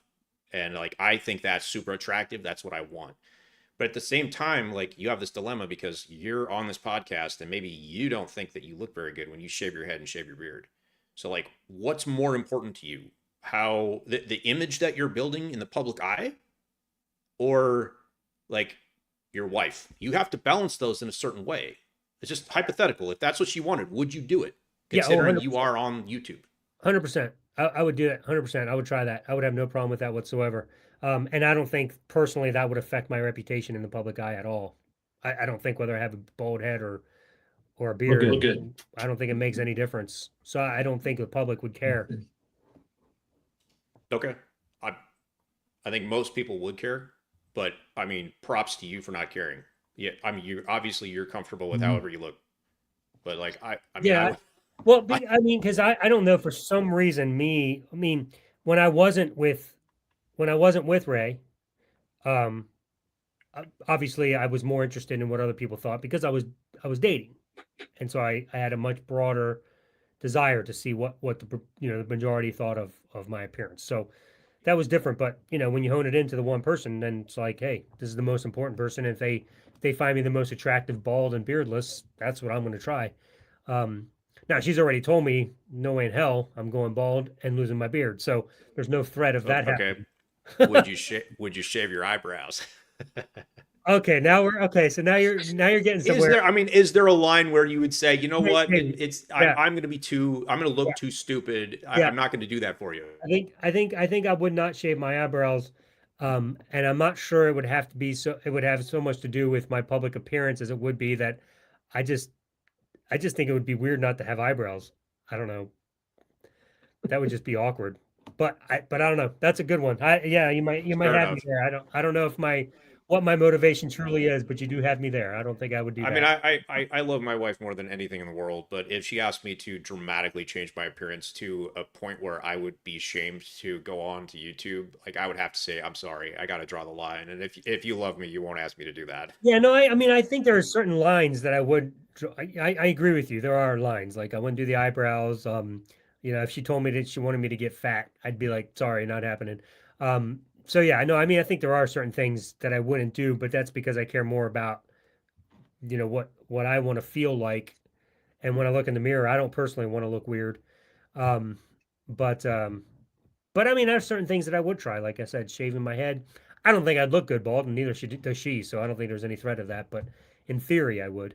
But this is an interesting thought experiment. But yes, there are certain things I wouldn't do. But again, you bring up a good point. What is my true motivation? I'm not 100% sure now. That's a good question. What do you think, Tommy? Yeah, Tommy, your thoughts on status, image, hierarchy, identity? Go for it. Yeah, I think listening to you two talking and like seeming to like disagree, I was kind of finding, maybe it's the growing up a middle child, but like I'm like, where's the middle ground here?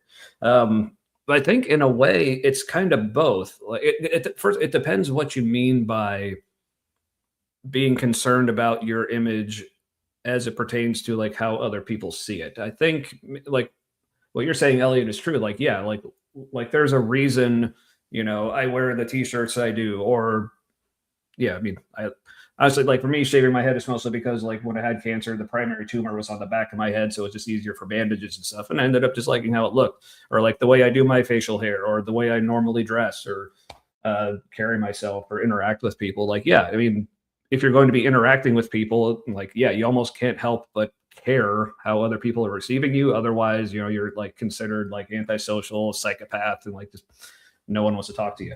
But I think where it's maybe more kind of like what Alan's referring to, but just like, as the way what he's expressing is, not caring what other people think, but just more about like how he is. I think it's really kind of both. Like you still are like the way you carry yourself and the way you interact, the way you present yourself still is, keeping in mind how am I being perceived, but you're just changing it to, okay, instead of I'm worried about what other people think of me, as in like, what do they want? Or what do I think they want from me? But kind of changing it to I'm interested and care about how other people see me, but on my terms. It's like I want to make sure I'm presenting myself the way I want to be presented to them, not the way I think they're expecting me to be, if that makes sense. But also real quick, just wanted to shout out Aunt Jer in the chat. She's one of the regulars and a mod on our show, but apparently she has a big P purpose, which fair enough. Yeah. She also made a great comment there. Why don't you want to look weird, and what is weird? I mean, that's a valid question. What is weird? I mean, I guess it's just a personal preference. It's what you personally want to or not want to look like. But yeah, I mean, I wouldn't care whatsoever if somebody else decided to shave their eyebrows. That's their preference, and it doesn't bother me a bit. It doesn't affect my life.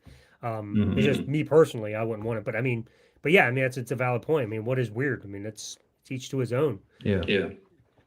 I guess the way I would express it is I'm still caring like how I appear to other people, but caring less what they want as far as how I appear, and more just like I'm caring about how I want to present myself to them, if that makes sense.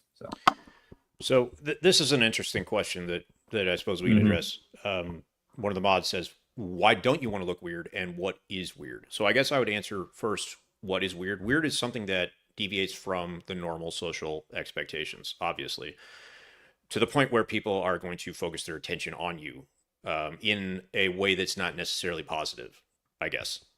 That's how I would define it. And why don't I want to look like that?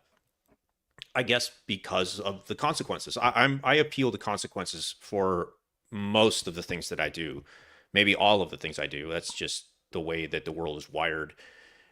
Looking weird would have negative consequences on me, socially, my reputation. I mean, it's a natural human instinct to want to have a good reputation and want to have people like you, and to not be singled out for negative attention. So it's natural to not want to look weird, and weird is whatever is not natural, if that makes sense.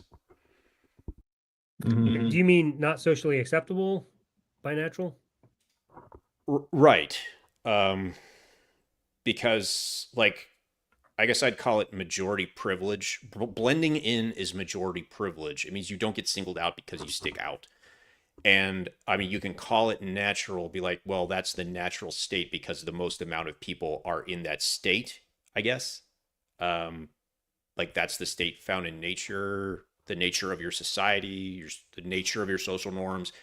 I'm just free balling off the top of my head here, so I could definitely be wrong. Yeah. And I think Alexander Hurst here in the chat makes another good point. Yeah, isn't the value of the opinion of others dependent on how you value them? Because, like, yeah, I mean, I guess I would say, yeah, most people like that are alive in the world is like, yeah, I really don't give a shit what they think of me. But for the people I actually do care about, yeah, I very much give a shit what they think of me and all that. But that's also, in a way, kind of how I evaluate which people are important to me. Because this was another big realization I had, coming off that whole like surviving cancer, reevaluating the everything kind of thing, and just realizing like the people that I value the most as far as like my relationships and who I really want to be around are the people who, when I'm around them, they just let me be myself. Like, so yeah, just being myself and just realizing, yeah, there's certain people who are in my life, maybe certain situations. I mean, I know, like, especially when it comes to like working a job, you kind of can't help be around people. You can't always completely be yourself, when you're working or whatever. But when it comes to just like friends and honestly, sometimes even family, it's like, if I feel like being around you means I can't fully be myself, then I'm not really interested in being around you. So I think that's a great place to wrap things up. I like that statement. That was good. We do have to end at some point, even though this conversation is getting fun, but we do need to end. So, Tommy, can you stick around until after the show so we can see if we can diagnose this issue with the echoes? You might be able to help us figure it out if you don't mind. So just stick around. Sure. When the show ends, we're gonna all get pulled off the screen, and then like after the outro, it'll take me like about 30 seconds before I bring you back in. So just hang tight and I'll bring us in. Before we go, everybody, just a couple of quick things coming up. This Sunday, let's talk on Skeptic Haven here. Angry atheist black women. That's going to be a fun one with Mandisa and Cynthia. You will not want to miss that. So that is on Sunday at 7 p.m. Central, 8 p.m. Eastern, right here on Skeptic Haven. So make sure you check that out. Don't miss it. And then next Tuesday night at 6 p.m., our regular time slot in the Deconversionists, our show topic, Faith Makes Friendships Fickle. That'll be a fun one. So come back and talk about that. If you are a theist or a Christian and you disagree, we would like to know why. Why you think friendships are stronger when you are Christians. We think they're weaker. So come back and talk to us about that. And then, of course, don't forget to check out Deconversion Nation on Facebook. Come find us. We'd love to carry the conversation there and dialogue with you further. So make sure you're part of that. And check out my channel, The Unraveler AB, for Alan Bondar, The Unraveler AB, where you'll find a weekly series, Unravelation, comes out twice a week on Mondays and Thursdays at 4 p.m. You can find the link in the info below. Don't miss it. Check it out. Make sure you subscribe. And those episodes relate to the topics that we talk about right here on the Deconversionists every Tuesday night. With that said, any closing thoughts from you guys, either one of you? As usual, that'll do. As usual, that'll do. I've said everything that needs to be said, or I would keep on talking. All right, Tommy. Yeah, like the topic announcement next week about like faith and its effect on friendships. Yeah, I have some thoughts on that from leaving my faith community and what happened with the friendships there. But also appreciate Aunt Jer there in the chat with the link to my channel. If anyone does want to check out my show, I do a show called The Humanity.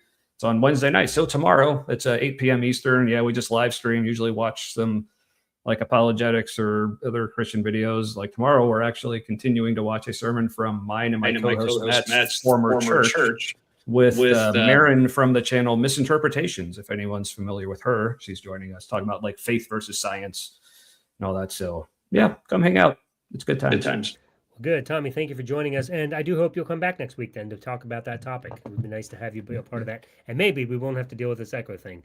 So everybody who has joined us, we thank you so much for being with us. Aunt Jer, thank you so much for throwing my link in there as well for the Unraveler.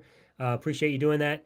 It's also in the info. So everybody, thank you again for being a part of this. Thanks for being a part of Skeptic Haven and supporting the work that we're doing here. Remember, everybody, every Christian has their own version of Christianity. We're here to unravel your conversion. Have a great night, everybody.